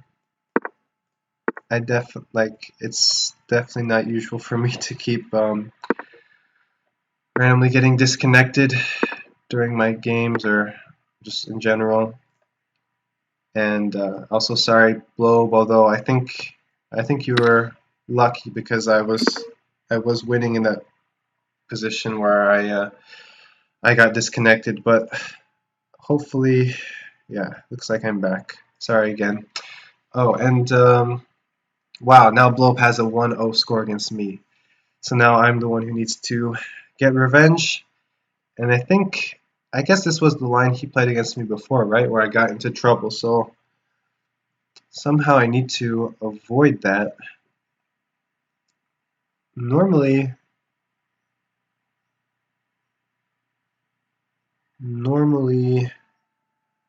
they don't play d4 in castles, but I can't remember why. I'll play b5 again. But he's just gonna do the same thing. He's just gonna play knight g5 and f4, which is exactly the same trap I fell into before. So I don't know, have I just messed up again? The problem is if I take on e4, he's playing like rook e1, and this pin is extremely annoying. I don't think I want to allow that, but last time I played d6, which makes sense to stop e5, but then he played knight g5, and I was not able to find a very good defense in that game. So yeah, actually not sure what to do here. Let me think for a second. I guess I'll try bishop e7. If e5, maybe I can try knight g4. And if he plays knight g5 here, then I'm just castling. That's the idea of moving the bishop immediately to vacate the squares for castling. But yeah, he keeps getting me with this line, which I should know, but obviously I do not. Yes, no certain says you are GM and this is very basic line. I agree, this is like extremely basic line, but normally here everyone just castles automatically. Um, so I mean d4 isn't supposed to be the best, but I actually don't know why. During a regular game I would have time to just figure out why. But here I don't have as much time, and I probably was not able to figure out why it wasn't the best.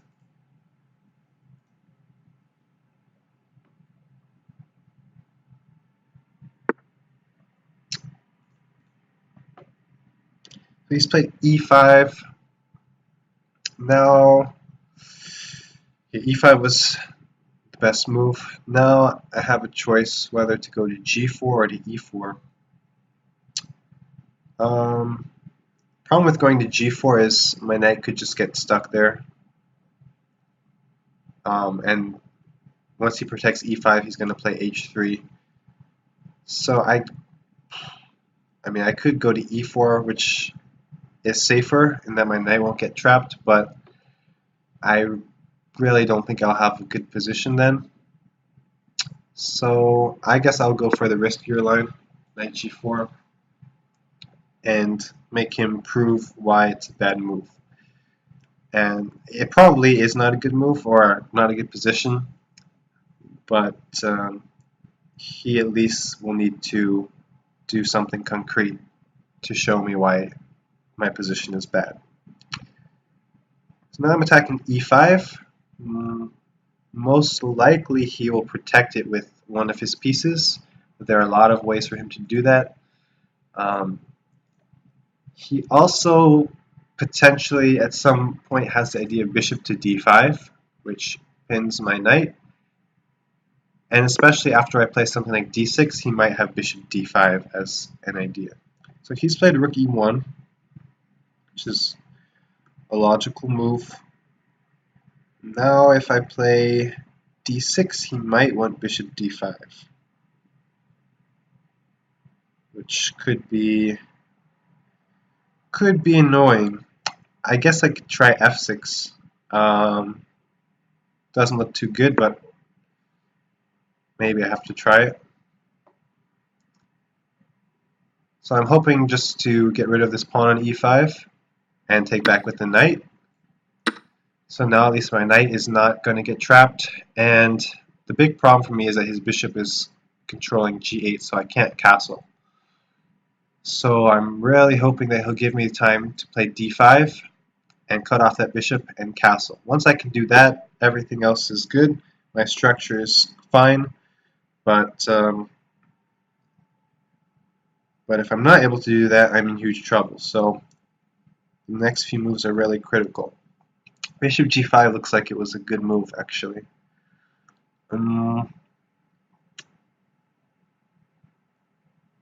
So I could still try d5, but I don't think it's working. I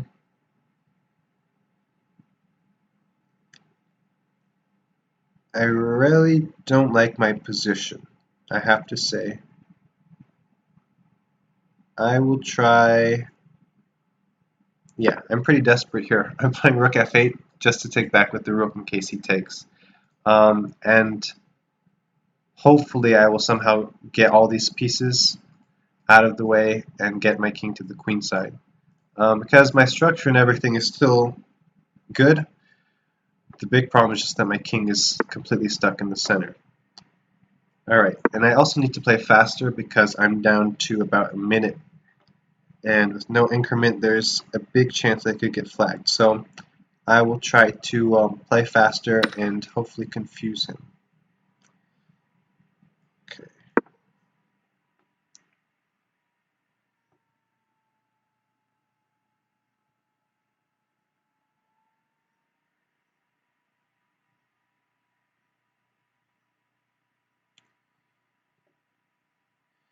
So with knight a5, I'm maybe trying to take this bishop. Also want to play c6 to protect d5. And yeah, I just want to get my remaining pieces out and somehow get my king out of the center. It shouldn't really be possible. Yeah, this is a good move, but I'm going to try.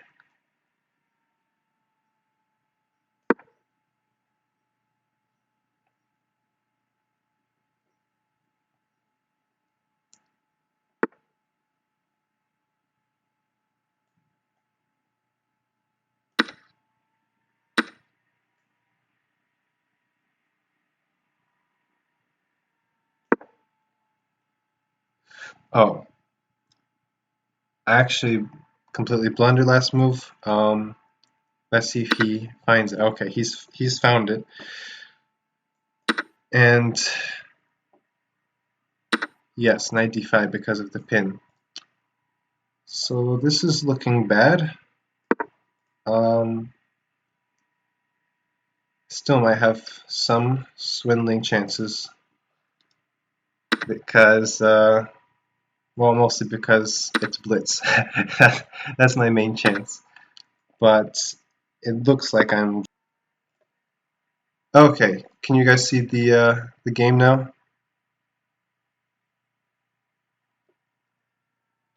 Yeah. All right. Great. Originally, um, I had the Chess.com window, Chess.com open in a separate window, and that was correct. But I guess after everything got restarted, something must have changed, and now I had to move it with all the other tabs I have open. So I'm glad that got sorted out. In the meantime, in the game, we've simplified a lot, as I stated before. I was looking to simplify the position because I am up a pawn, and because I was able to get rid of his light square bishop, he no longer has the bishop pair, so this should be a very good endgame for me.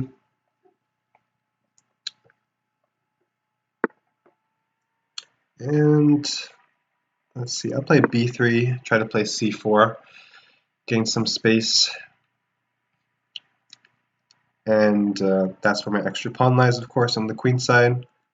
I took back with the f pawn here because if I took back with taken back with the h pawn, potentially he could have played g5 and eventually h5, h4, and he'd have an outside pass pawn. And if he was able to do that, that pawn would have been quite annoying, forcing my pieces to pay attention to it. Now that we have the same structure on the king side, he can't really do that. So I just decided to play it safe. Now I have, maybe I have an interesting idea. I'll play d5 check.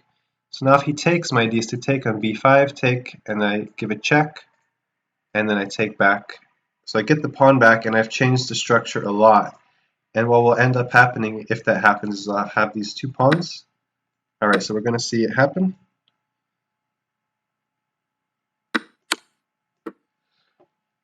So I'm going to have these pawns on b3 and a2. And before they were met by my opponent's A and B pawns, but since I've gotten rid of all those pawns, now they're just completely free to run up the board unobstructed by any more pawns. He can try to stop them with his pieces, but he can't really do that. Now he has perhaps tricked me. I wasn't paying attention over here. He's trying to get one of my two pawns, and if I play h3, he has knight f2 check, and then he takes on h3. If I play h4, then this pawn is hanging. So I've actually messed up, but I'll try to just keep pushing my a pawn, and it still should be very good for me. The problem is once my pawn gets to a6, I'm threatening a7, attacking his bishop, so he didn't really have time to take my pawn. He opted to bring his king to stop my pawn, but now I will just bring my knight back and protect everything, and now everything should be good again.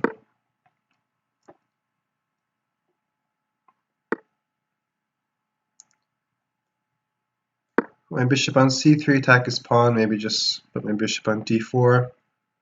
And fortunately, Nikola has flagged. Good game, Nikola.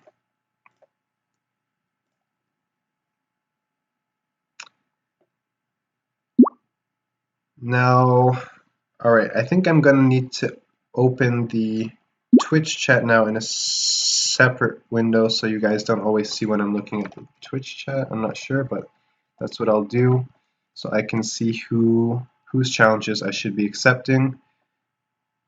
In case you didn't know, this is sub Saturdays, so I will be playing only people who are subscribed to Chess.com's Twitch channel, and so if you want to play me, please subscribe and challenge me. Nicola Stolchson says thank you for the game. Yeah, thank you. Good game.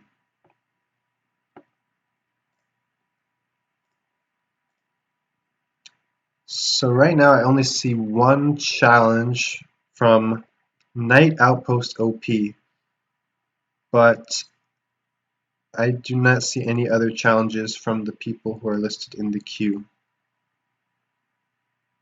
unless that is one of their names.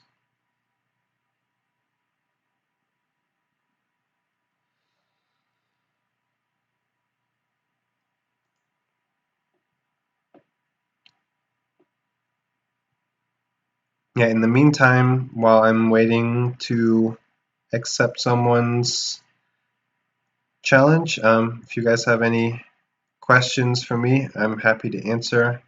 It's a little bit difficult for me to answer or to see all the questions while I'm playing. I'm not that great at that yet, but I am trying.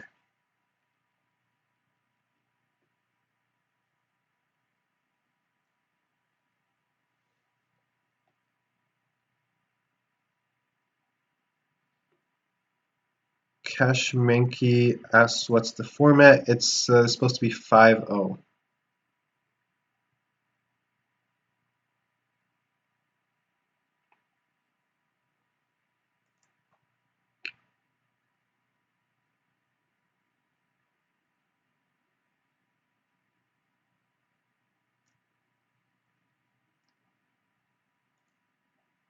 So far, still I only have, well, I have 3 challenges now from Knight Outpost OP, Nilo. Okay, Cash Menke has appeared.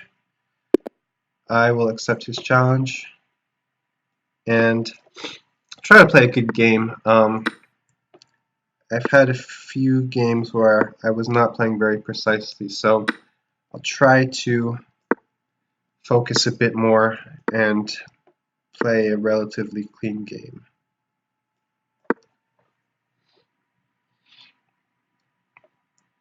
This is an interesting line of the Scandinavian. Black is usually castling queenside and putting a lot of pressure on my center, especially on the d file, but it's also quite risky for black.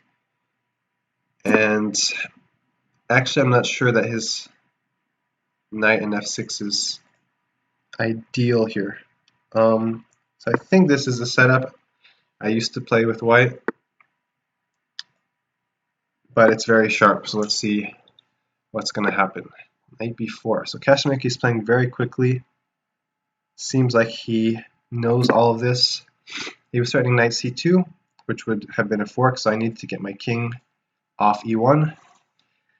And now, yeah, lots of things are happening. He might play knight c2 at some point. He could play e4.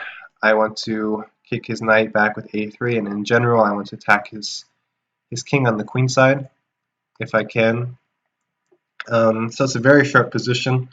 I think in general it's supposed to be better for white, but obviously it is a concrete position. Any mistake could have fatal consequences.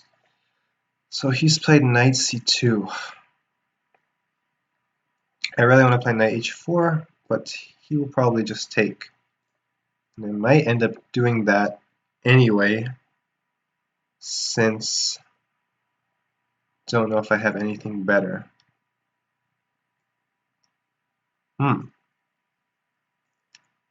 Okay, let's go for that.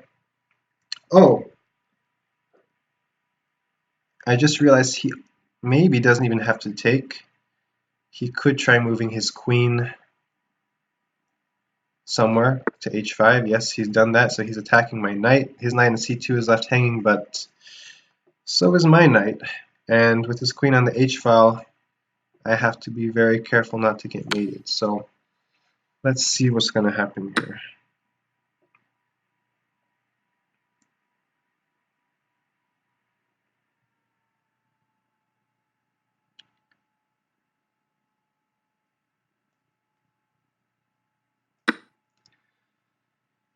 Okay, now I'm going to give a check. Yeah, I'm going to give a check. And I would love to play bishop g5 next move, or this move, but he's threatening mate, so I have to deal with that. I'll play knight f3, protecting the mate and attacking his queen. Problem for him is if he moves his queen away, his knight will be left unguarded. So yes, knight takes e3 was the only move. Now I can either take the queen or take back on e3, and I have to figure out which one is better. So if I take e3, he takes c4, I take e5, he takes d5, I take f7, he takes f5, I take f5, and at the end of the line I'm forking his two rooks. So that might actually work, surprisingly. I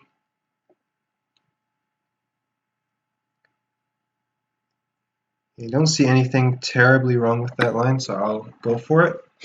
The other option was I could have taken on, h4 and just taken back and gone for an endgame, which was not amazing, but this definitely seems like the critical option. If he doesn't want to let my knight go to e5 with tempo, then he has to move his queen somewhere else, but then I just win a pawn. So he's decided to go for it. And let's see what his idea is here.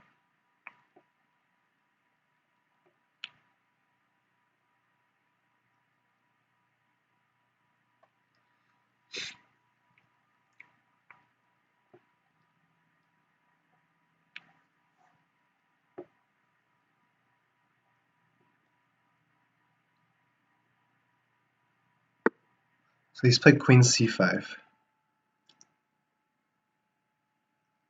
And I think I'm still going to take. I also could have checked, which would have been a fork. He would have been forced to take. I would have won the exchange there as well, but I think this is pretty good, unless I'm overlooking something, which is possible. But I think now his rooks aren't forked, but it's actually a fork of his rook, and also I'm threatening back rank checkmate. So the problem is he has to deal with the mate, obviously, but that rook on h8 is going to be left hanging then. So I think, I think I've managed to trick Kashmenke here.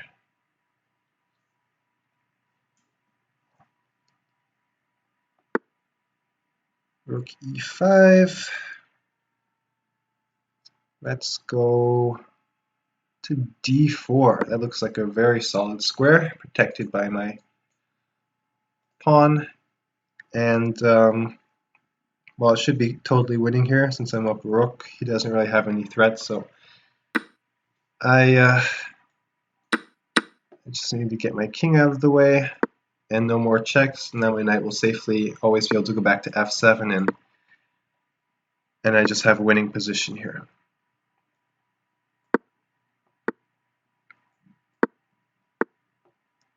Well, he's playing quickly, maybe trying to flag me, but I don't think it's going to work because the position is just too simplified. And yes, he's allowed me a nice mate. Well, good game, Kashmenke. Thanks for allowing me that mate. The knight on c5 is controlling squares of black's king, and the rook is just cutting off all the squares on the file, and the other rook is taking away the d file. So it was a nice finish.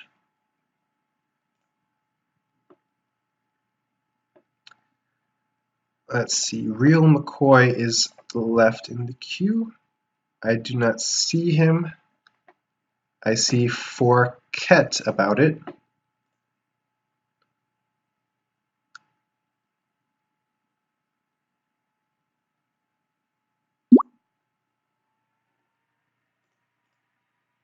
And I see now Mattis 65. But yeah, I'm not seeing any of the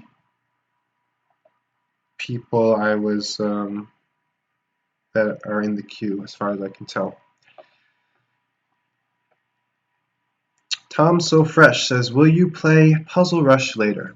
Yes, I'm actually going to be playing Puzzle Rush very soon, I think. I think there's 15 more minutes of me playing, so maybe another game or two. And then in 15 minutes, in about that time, I will be doing Puzzle Rush for the last half hour.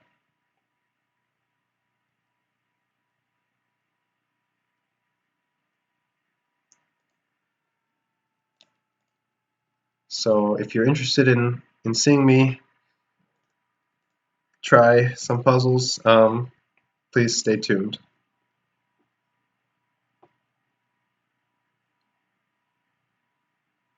Ed Netty Jid said you had Rook F8 check to mate this game. I assuming he's talking about this last game. Did I have Rook F8? Did I miss a mate? Where was Rook F8? So Rook F8 anywhere, anytime at this point, his bishop was always covering it. So I didn't have mate there. Now his rook is covering it. Yeah, I don't think I actually did have Rook F8 mate.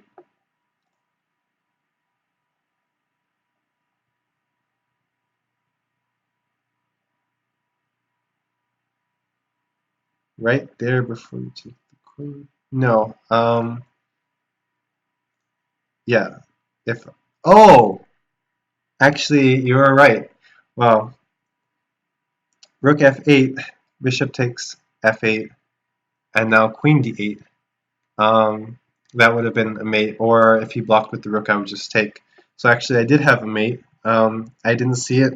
Fortunately, I didn't need to. I was up. I was up a rook, so I was just content with simplifying and exchanging queens. I wasn't looking for a mate in the two, but that's true. In Puzzle Rush, that would have been a big blunder because I missed the most accurate way to win. So thanks for mentioning the mate. Alright, Real McCoy has challenged me. I have accepted. Good luck, Real McCoy. Looks like he wants to go into the French. So since he really wants to, I'm fine with that. And let's see what he is going to do in this French defense.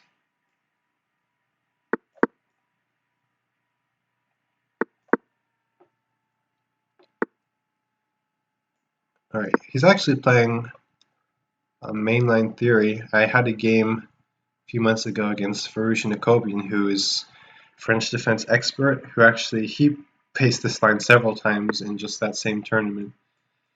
So it seems like Real McCoy knows what he's doing. Wow, he's playing very fast. I mean, this is suspicious stuff. Maybe I'm actually playing VAR because he's playing some theory here. But now I've caused him to think at least. So I think the main move here is takes with check, and king f2 is actually a move there. But that's just some French theory. Seems like he doesn't know it at this point. Let's see if he will figure that out.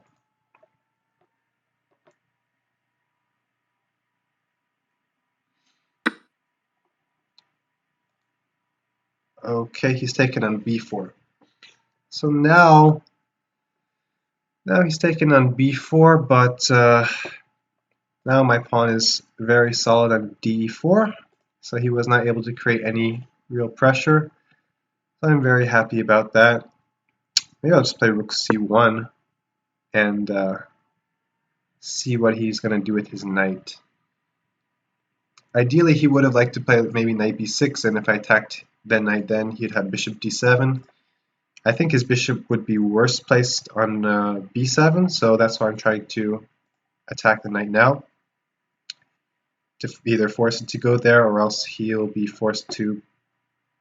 I mean, the only other way he could really protect it is with the queen or by moving the knight away. So he has played bishop b7, and I did force that. No, I'm not sure about this move, but I'm going to try a sacrifice. I did a very similar sacrifice in that game I mentioned against Var, where I played f5 and he took, and the idea is I'm clearing the f4 square from my knight. So my knight's going to go to f4, where it's placed very well, putting pressure on d5, and now my pawn on e5 is not blocked, and if it gets to e6, it really opens up his king. In the game with Var, his bishop was still on c8, so he could block by putting his bishop on e6. So there was more of just a long-term positional sacrifice, where I got my knight to this good square, I got my bishop out and castled really quickly, and I had good positional compensation. Here I have even more compensation than in that game. So this looks pretty good for me. I could maybe just take his pawn. I think I'm going to play e6, which looks very tempting. As I mentioned, I'd love to open up his king before he gets castled.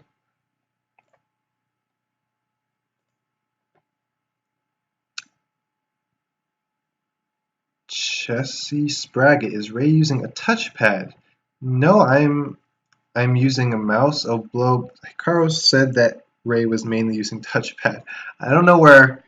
I didn't know Hikaru had that much information about what I was using. Probably he got that from when we were at the last Olympiad.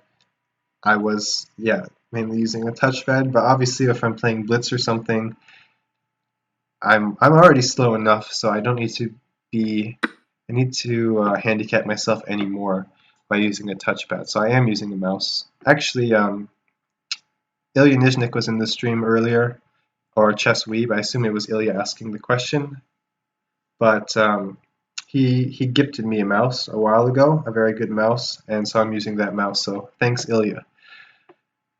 All right, here I have a nice tactic, I believe. Rook takes c6. So his knight was controlling the e5 square, so if I played knight e5 immediately, he'd be able to take. Now I got rid of that knight. He takes, and now I get my knight here with check, taking advantage of the fact that I exposed his king, and next move I will be able to take this bishop on c6. So what will end up happening is I've won 2 pieces for a rook, which is definitely a good exchange for me. Plus his king is still going to be in the center and not able to castle.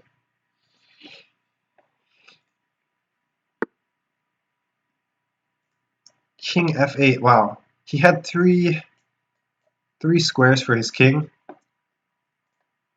Unfortunately, he chose the worst of them because I could still take his bishop, but now I also have this move with a check, and he's losing his queen, so he has resigned. Good game, Real McCoy.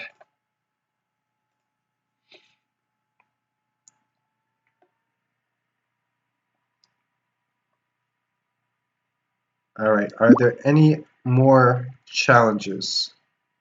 Let's do one more, alright. And who am I looking to play? Forget About It is in the queue. I remember he was challenging me earlier, so I know you've been waiting. If you challenge me again, I will accept your challenge. Forget About It.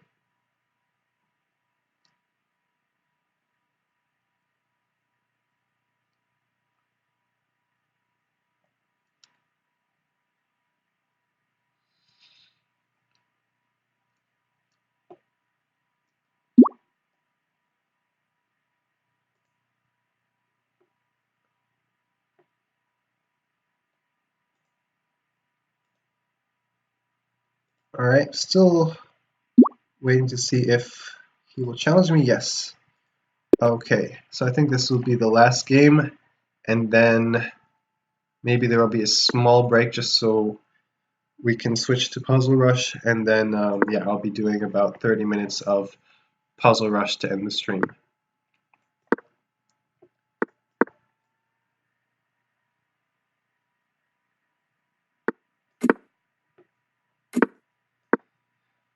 Alright, so far very solid line. Knight d2, probably wants to play c4, b3, bishop b2, so I'll play a5.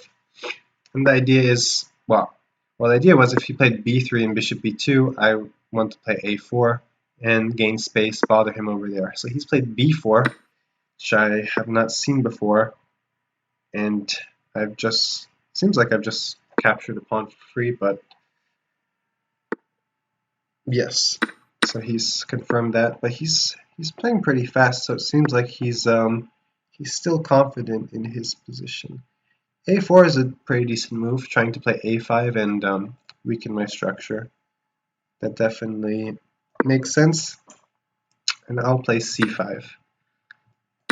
And yeah, in general, I don't think taking was the best for him. Because again, like some of my earlier games, he's given me connected pawns, and he hasn't really gotten anything in return. With his pawn still on d4, well, he's moving too fast for me to show, but with his pawn still on d4,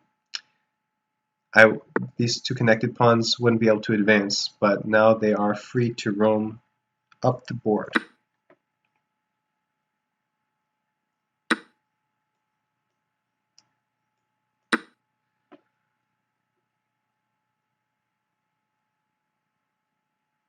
So Forget About It has been playing pretty quickly, but unfortunately he's dropped some material, and things are looking pretty good for me here. I'm up, what am I up? I'm up the exchange and 2 pawns, it looks like.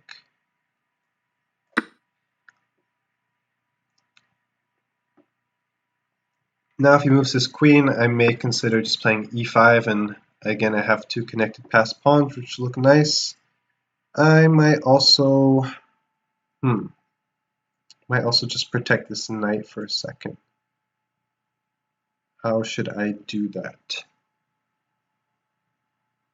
Queen c7.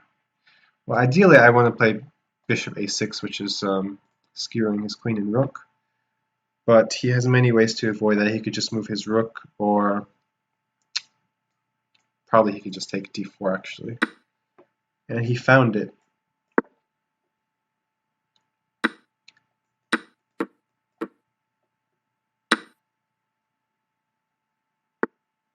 Alright, so if we simplified a little bit, he actually got a pawn back, so did not play in the best way, but I'm still up clear exchange and a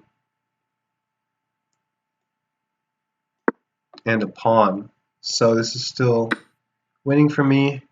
Yeah, my last move, rook d8, was actually played to prevent him from taking this pawn because his knight would be hanging, and it appears that he has just missed that. So now I'm up a rook and should be game over pretty soon.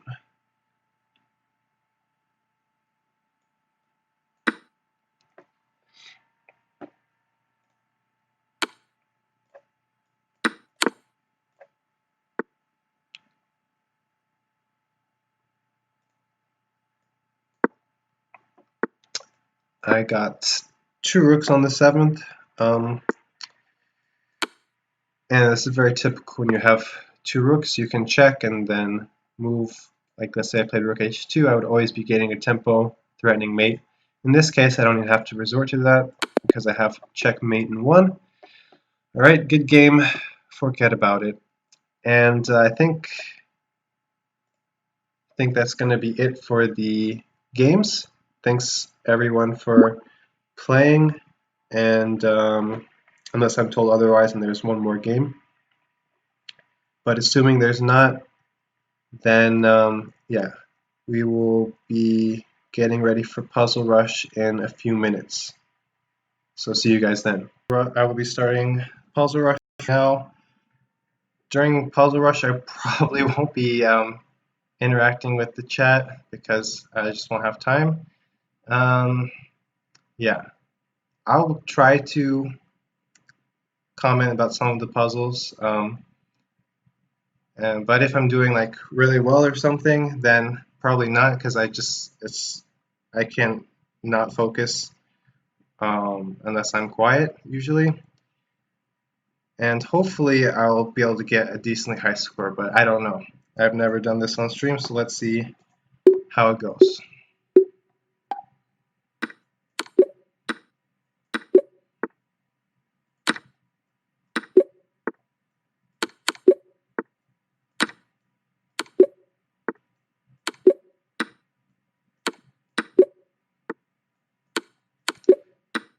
So far so good. They've all been pretty simple. What's happening here? Okay.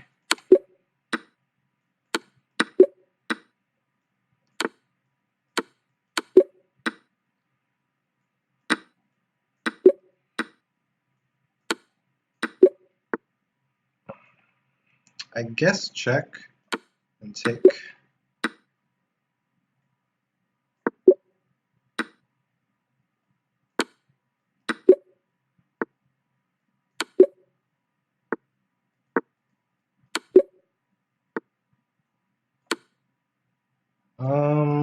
Yeah, I didn't see anything better than taking the piece there. Here it's a back rank mate. This one, what is happening here? I guess rook b2.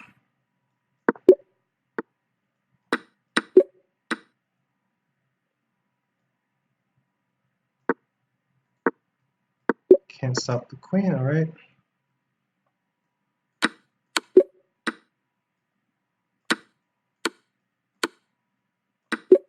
I had queen e8 there in the end in case he checked me on the back rank. Oh gosh, rook f7. Checkmate.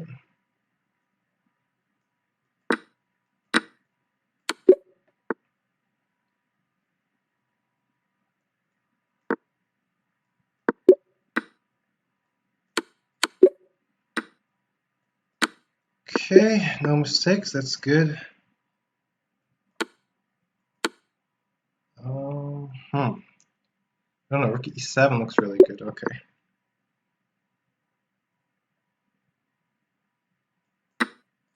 Checkmate.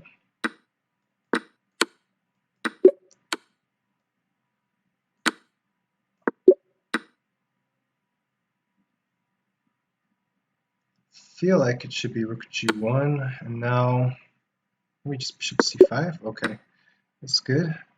Takes.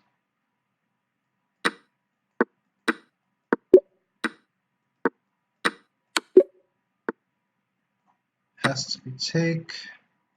Guess c6. Okay. Oh, that was a blunder apparently. All right, rook g8. So I have like 44 after like about 2 minutes, which isn't great for me. Definitely not going to be creating any records, but I will try to do my best.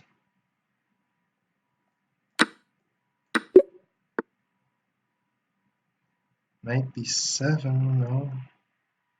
I guess take. Oh, it keeps going. What the heck? Queen b7, queen c7. Oh, rook d7. Alright, check. Do I take or not take? Yes.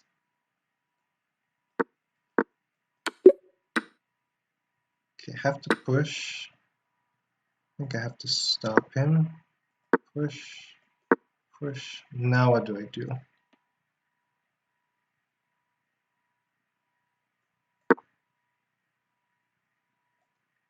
I mean, the rook is winning. Okay. Good. 51. I don't really have time to think. I guess I'll check and then check.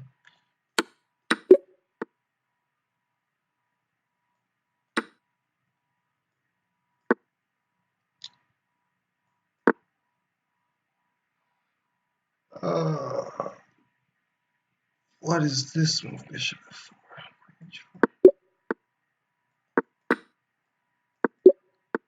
Alright, I got to 54. Probably not going to get this one in time. Yeah, 54. I mean, that's not bad for a start. Yeah, I'm not super fast in Puzzle Rush. That's my biggest weakness. I'm just not fast at moving in general. But like as you saw, it was pretty accurate, and since I played it so many times and gotten like high enough scores, I've seen, basically a lot of the puzzles several times, and so I kind of remember what I'm supposed to do usually. So that's generally why I'm pretty accurate. Let's go again. Let's see if I can, yeah. My goal for this stream is just to get, I guess 55 or higher would be good.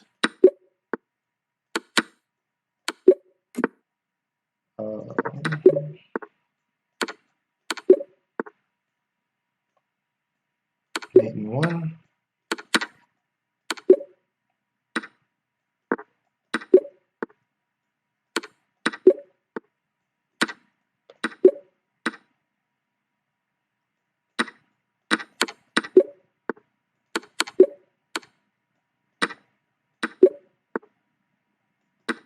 That's a funny rook trap, okay. Discovery.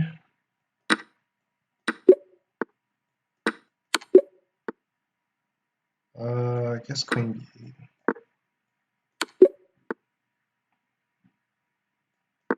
About all the disconnections today, I definitely need to avoid that in the future, figure out what's going on, because obviously for everyone watching, it's not fun to just have the stream repeatedly interrupted like this. So sorry again, guys.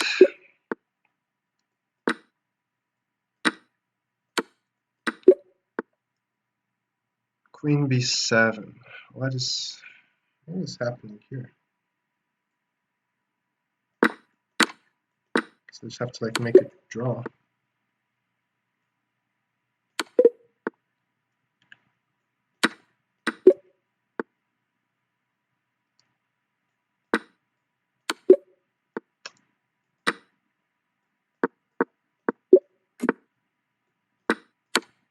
Yeah, so obviously I'm not going to get high score in this one since I lost a few minutes of time. But and it was actually a decent start, I think, this time. But yeah, I'll try to improve on the remaining ones if I can avoid the internet problems. I think F3 just queens the pawns.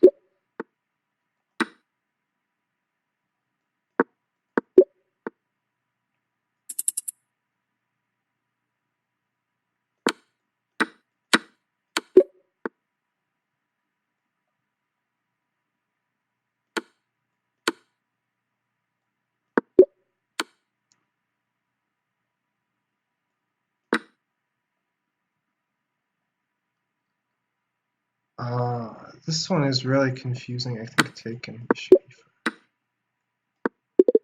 All right, 47.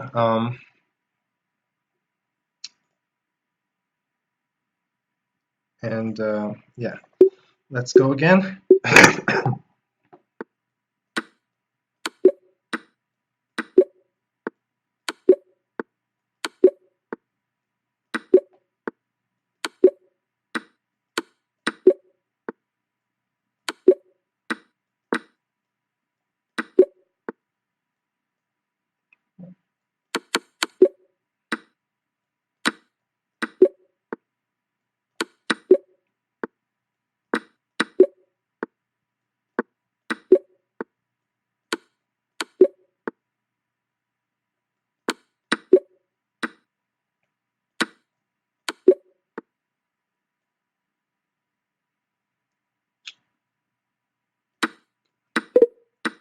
Oh, that was, yeah, I was wondering where the mate was, and that was just on g7. Yeah, it didn't feel right to take the piece. This time I didn't get tricked the same way. I didn't take the piece, I found the mate, but yeah, that was a big mistake. Again, very strong not taking the free queen, but just going for the good old mate in 1.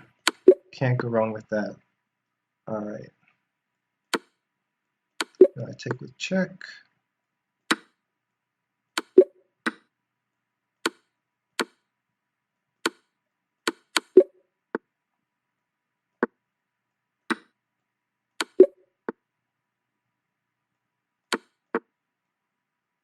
Knight g5. Uh,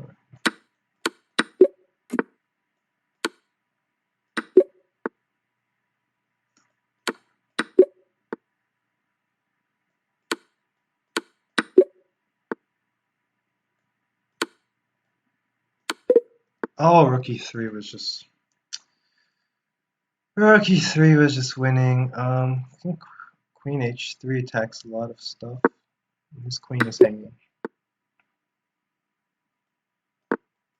Trapped his queen.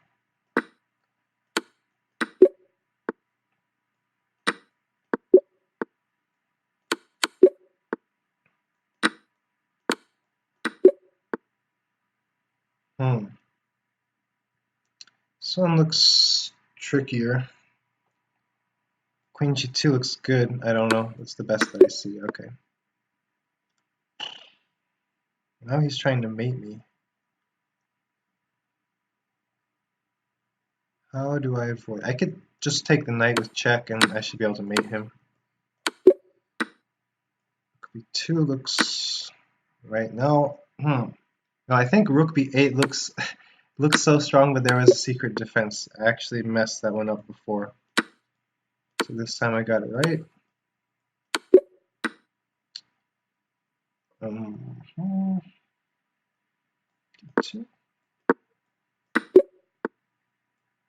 Here, this is a nice mate. f5. I want to play like queen d6, but what's the difference between queen d6 and queen c7? I don't know.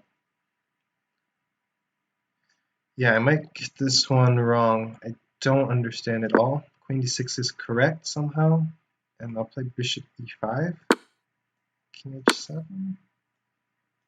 Have to take.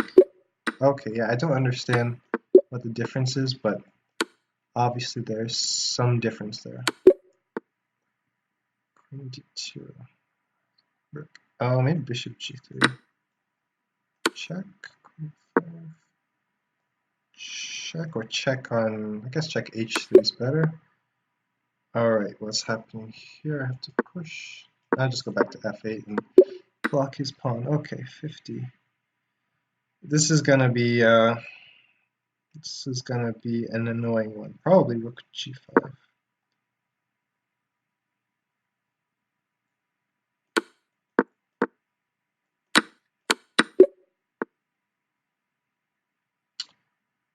Gosh, check or queen d5.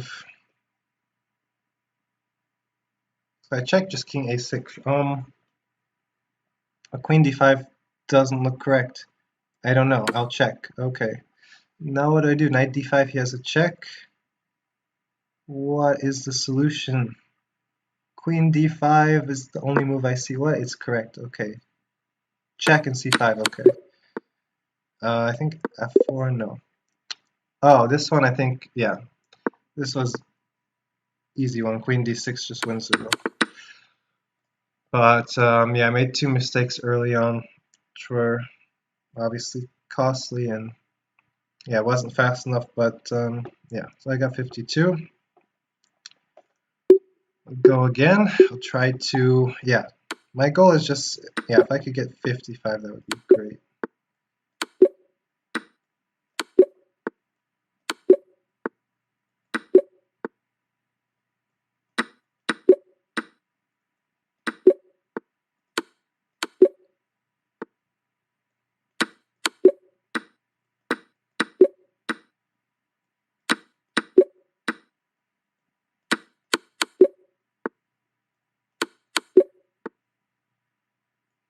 G5.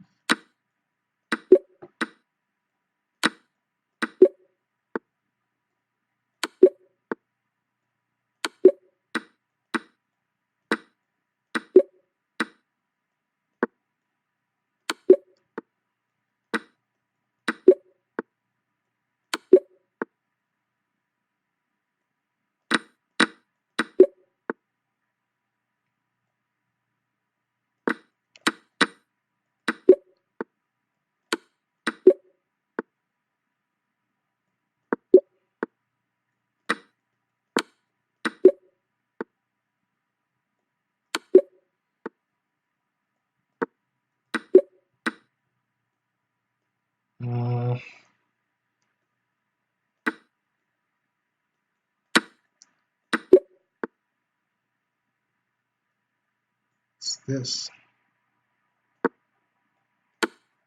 Okay.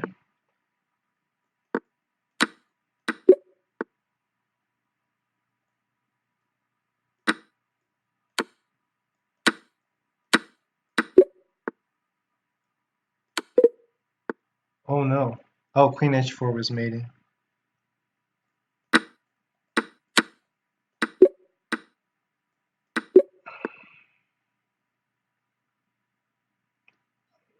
I think E3.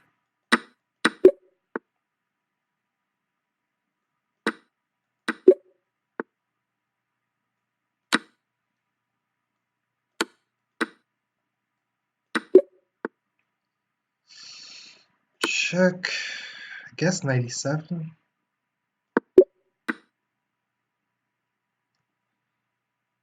Wait, Queen, doesn't Queen A4 just win the Queen? Okay.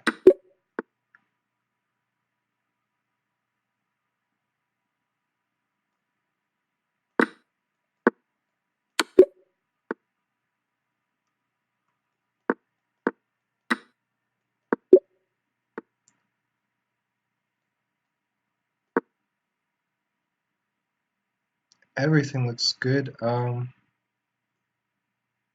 Everything looks good. I'll take. Okay.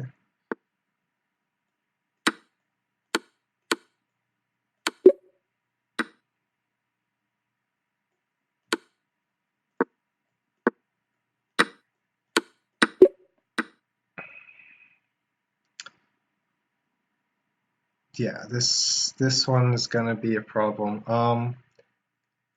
I guess I'll check a night before, and there's gonna be some way. Okay, I think this is working. 97 take.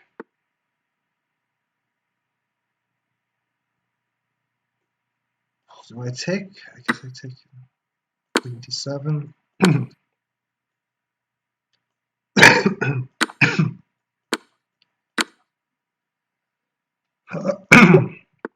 All right.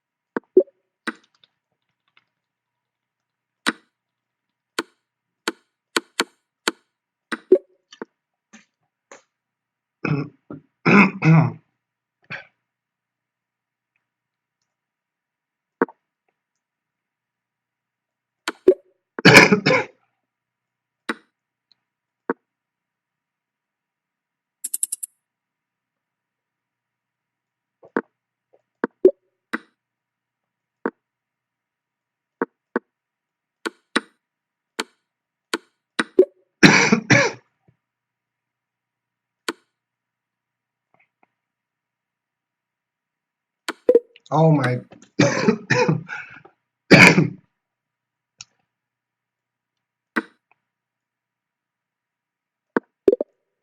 Bishop H2 was just winning. Sorry, I keep coughing, but yeah, and this one, I was wondering if it was something like knight A8, Queen E5, knight C7 check, but then take rook E1, bishop E7.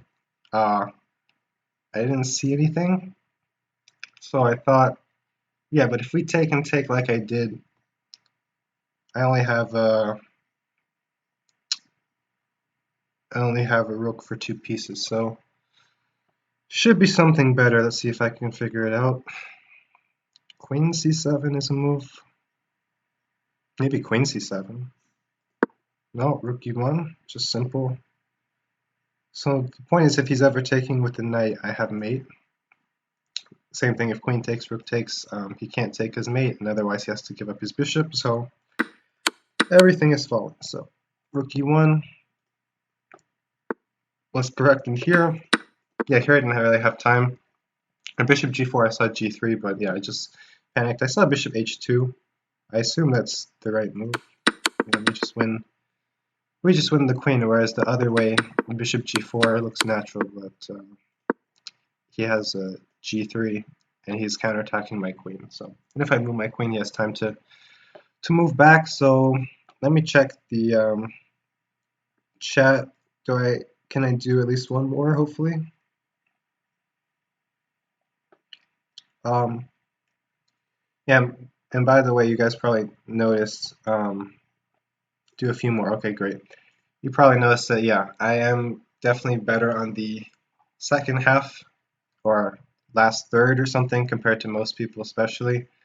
So yeah, my biggest problem is just the speed and accuracy in the beginning problems. When I have like really high scores, that's when I'm able to force myself to play really fast at the beginning also, but it's not natural for me, that's for sure.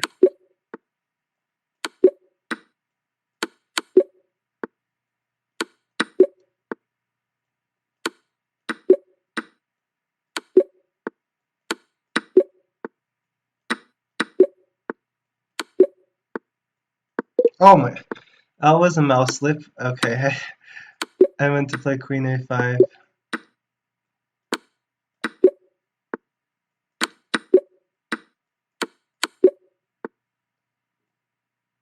Oh, what?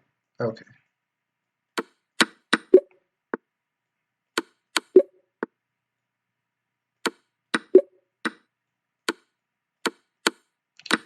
Very typical in these impulsive rushes, the smothered mate. Oh, where is the mate? Here. Am I blind? Okay, here's the mate.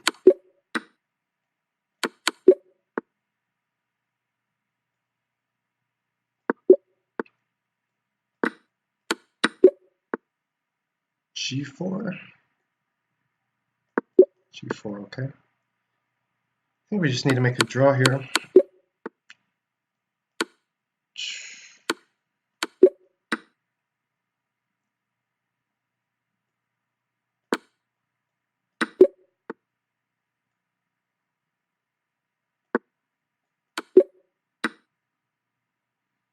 Check on d4 probably. Let me check. Let me take the check, okay?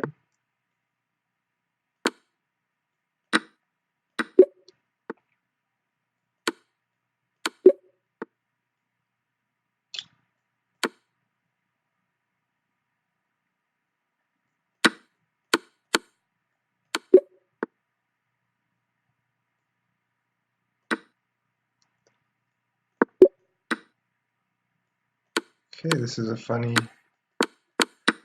way to win the queen. This is a mate.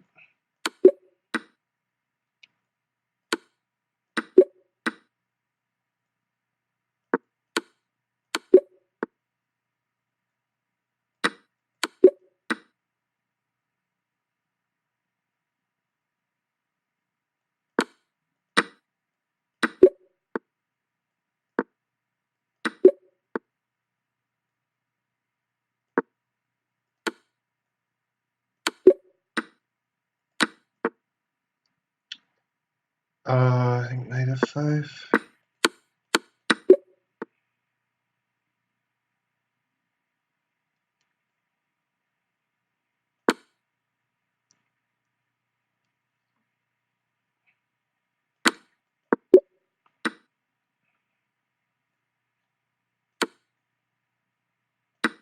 Oh my gosh.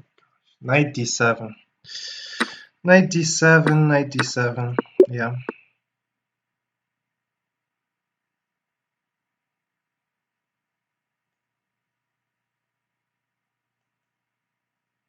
I can take c2 or I can play queen g5. I think queen g5, okay.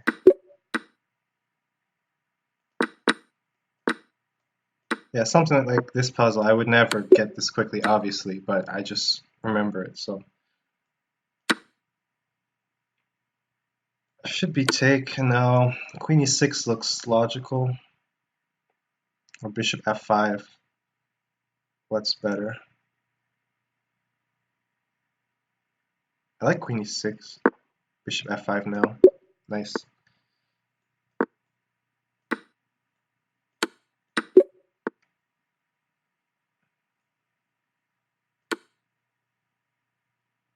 Somehow I think I mate him, but or I can just win his rook, but I don't think that's the solution. Somehow I mate him, I think. Like, I could just play f5 and rook h6 and take his rook on c6, which should win, but I mean, hopefully that's not the solution. Okay, we have rook e7, that's a tough move. So the point is I just want to play rook hf7, which is a mate, and if he plays g4, I can just play h4, and there's just no way for him to escape. But yeah, that's like, I mean, that's solvable, but pretty difficult, and yeah, that's the problem. The only way you can get, well, definitely the only way I could get a very high score is if I remember a lot of the problems, because as you see, like, that's just not easy to solve, and I'm going to have to spend some time, and I'm going to not have enough time for the rest of the puzzles. So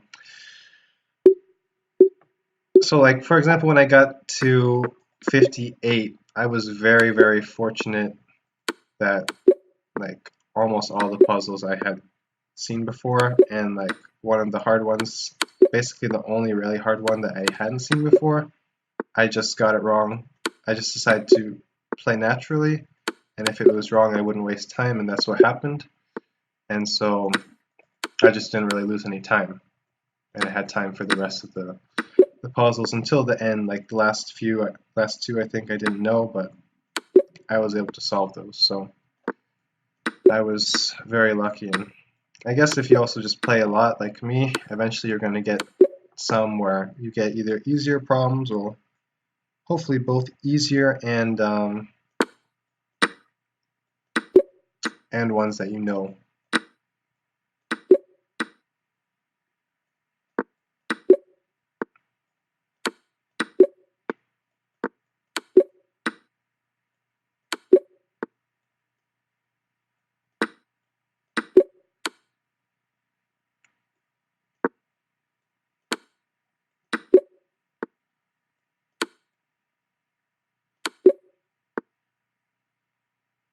So just take.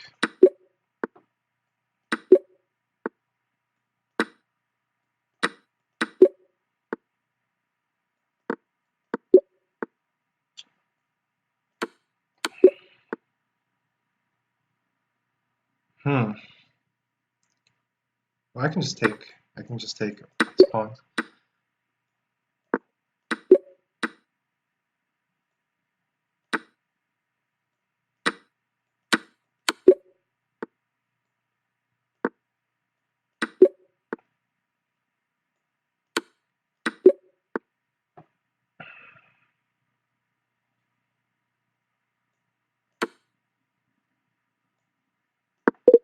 Dang. Probably I had to just keep checking.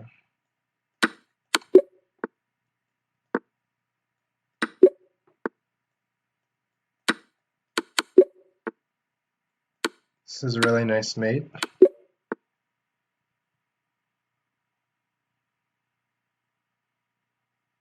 What is happening? I guess I should take. I can just play queen a4. I don't see anything better.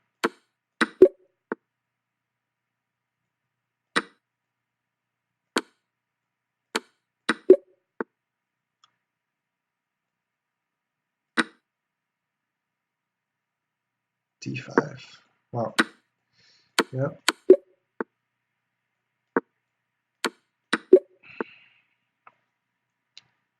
This one looks fairly annoying.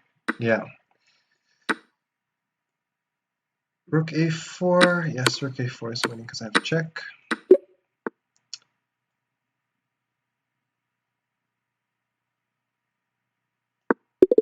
Oops, that was stupid. I had bishop g5 here. Bishop g5, and now I could have played knight c6, the same thing. But it's actually a fork, whereas what I did wasn't a fork.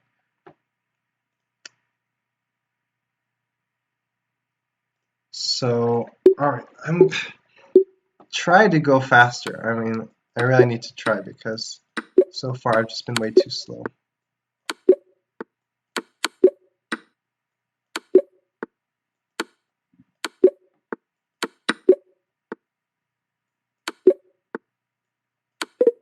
Oh my gosh. That's the problem when I go fast is I don't have a lot of time to think about the position, obviously. So bad mistakes do happen.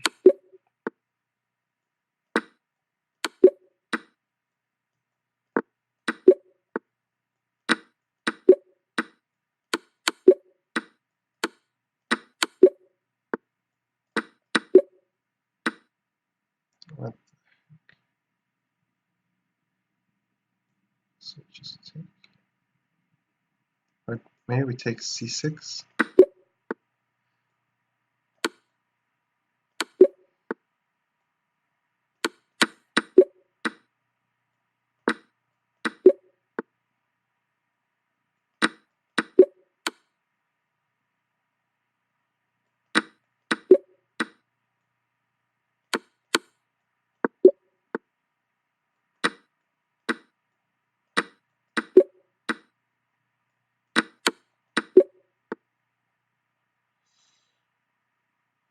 Was I think f4 is winning. Hopefully there's not a mate. Okay. If there had been a mate there, that would have been very frustrating.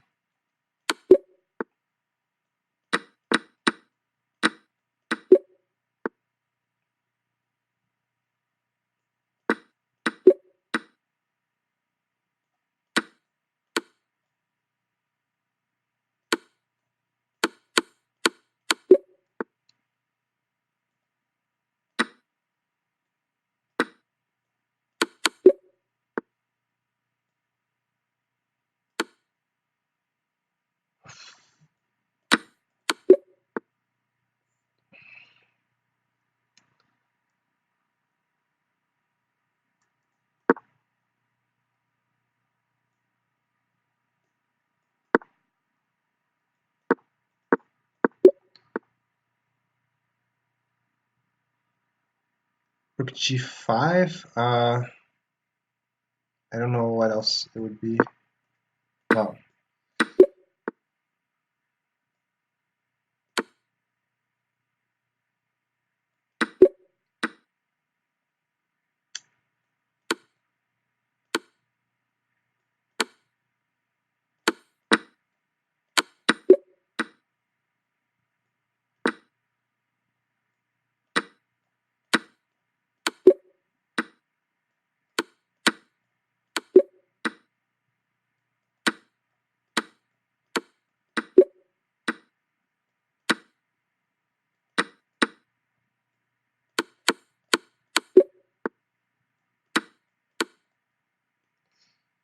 Maybe I give a check. Okay.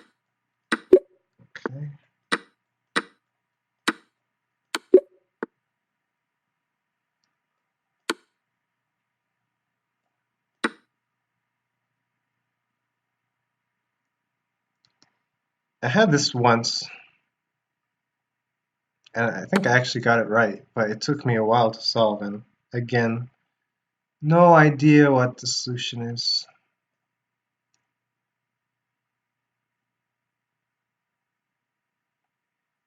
Knight d4, but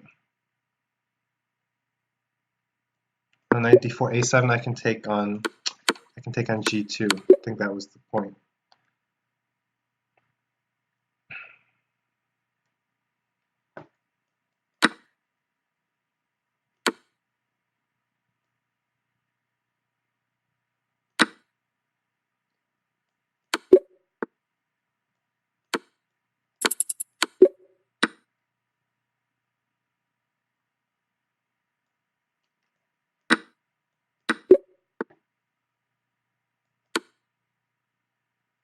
Do I check or not?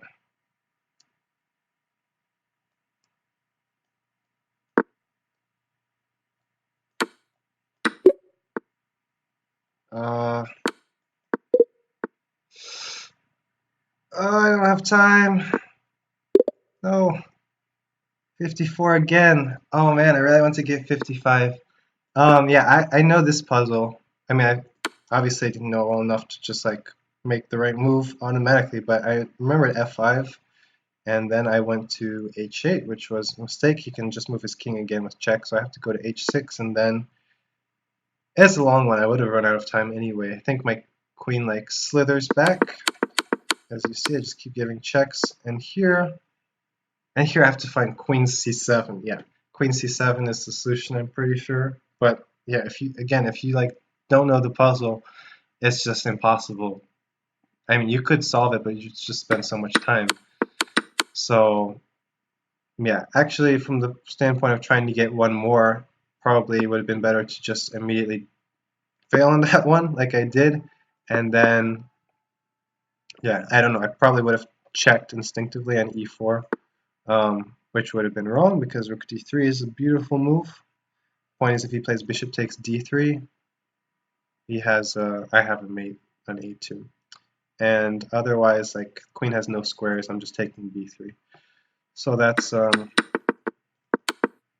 anyway, that's completely winning.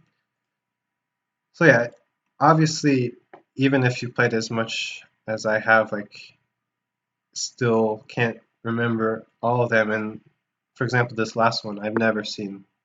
I'm pretty sure I've never had it before, even having gotten to like this type of score many times. So it's definitely not easy.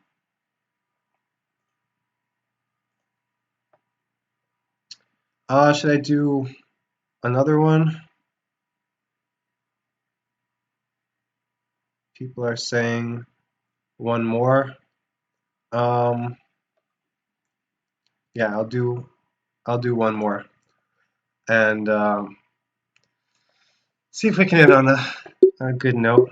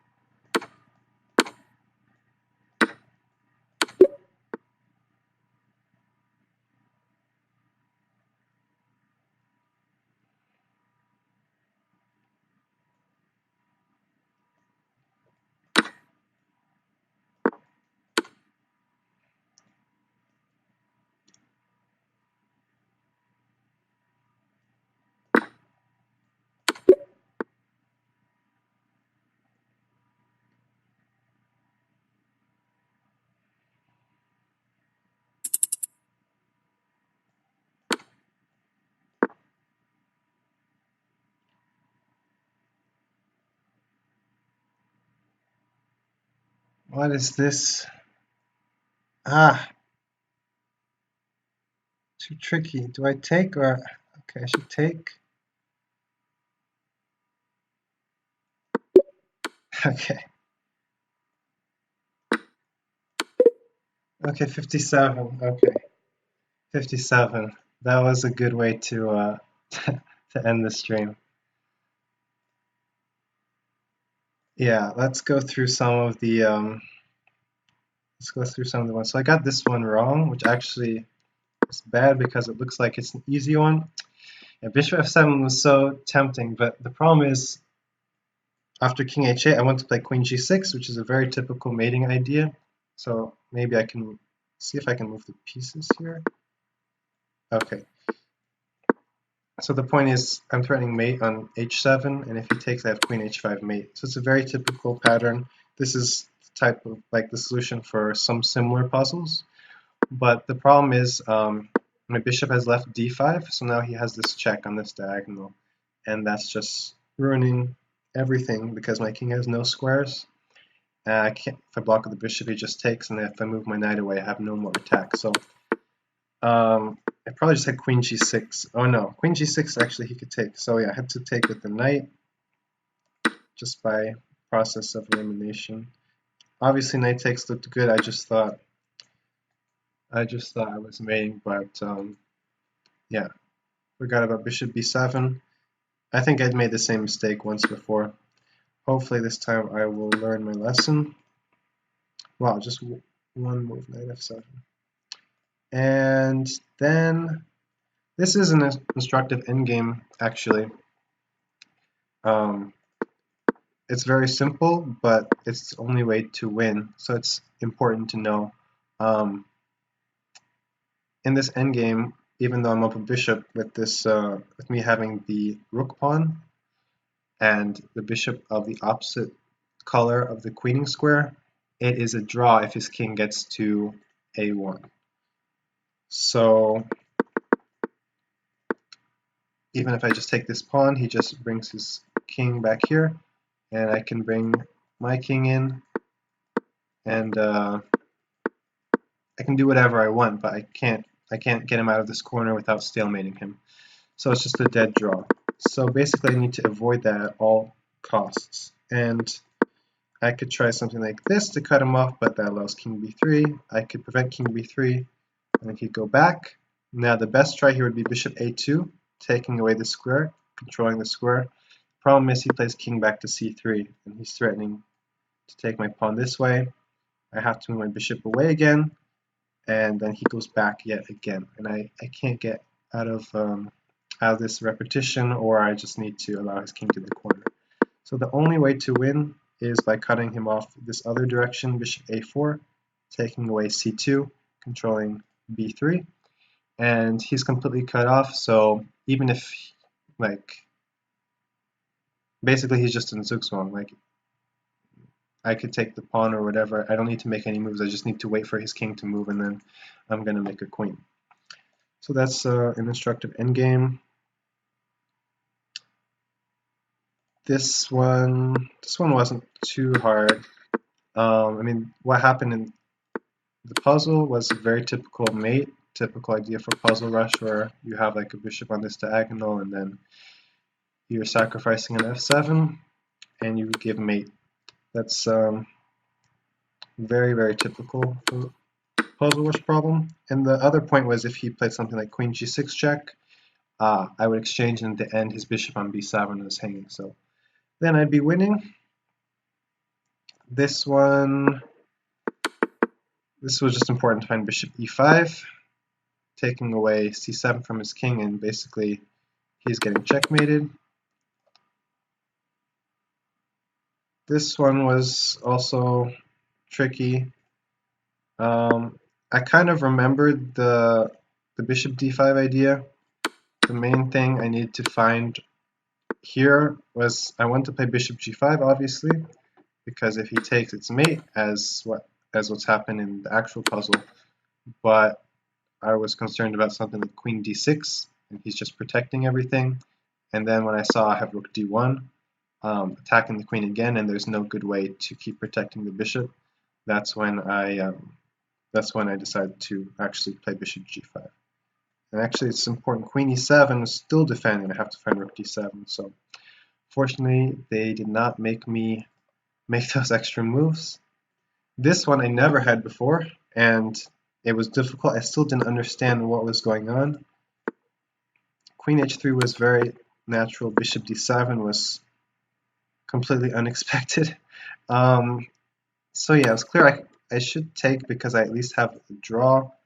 And again, rook g8 is like supernatural. Ideally, like I want to, let's get it here so I can move the pieces. If he does something like rook g2, I want my rook on the d file so I have potential back rank mates. Actually, here I have a nice queen sacrifice and mate on g1.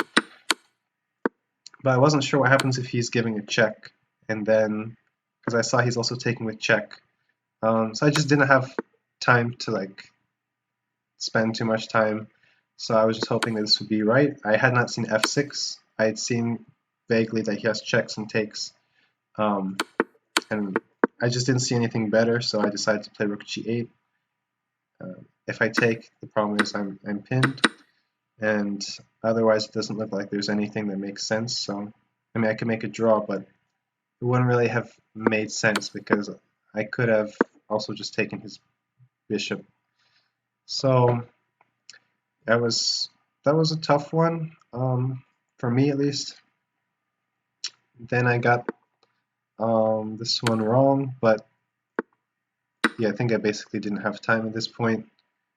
He's threatening all sorts of things. I played rook f3, which looks very natural, but apparently it was this and then queen d2.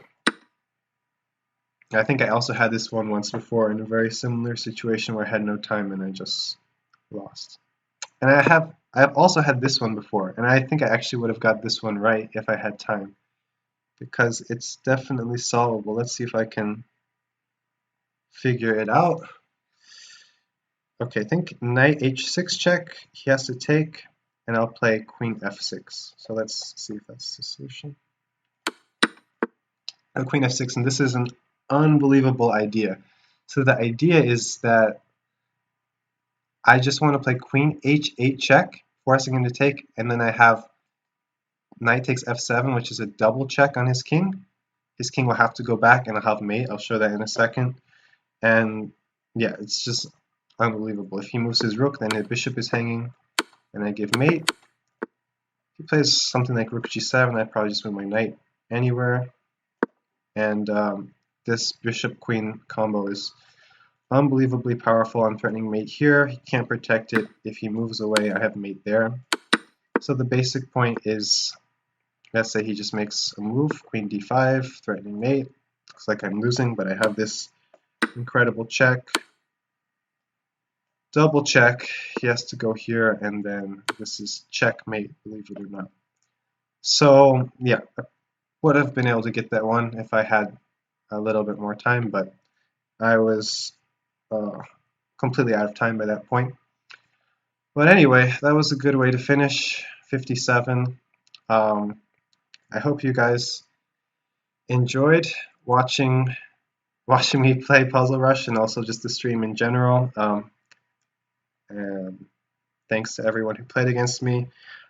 Sorry about all the technical difficulties. I know I lost connection like 3 or 4 times probably, and one time my computer actually completely froze.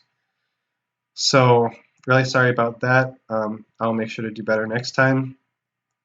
Subscribe to Chess TV, Chess.com's Twitch channel, and also if you want to check out my channel, GM Ray Robson. I will be streaming there in the future and doing similar things with Puzzle Rush and probably playing people in Blitz.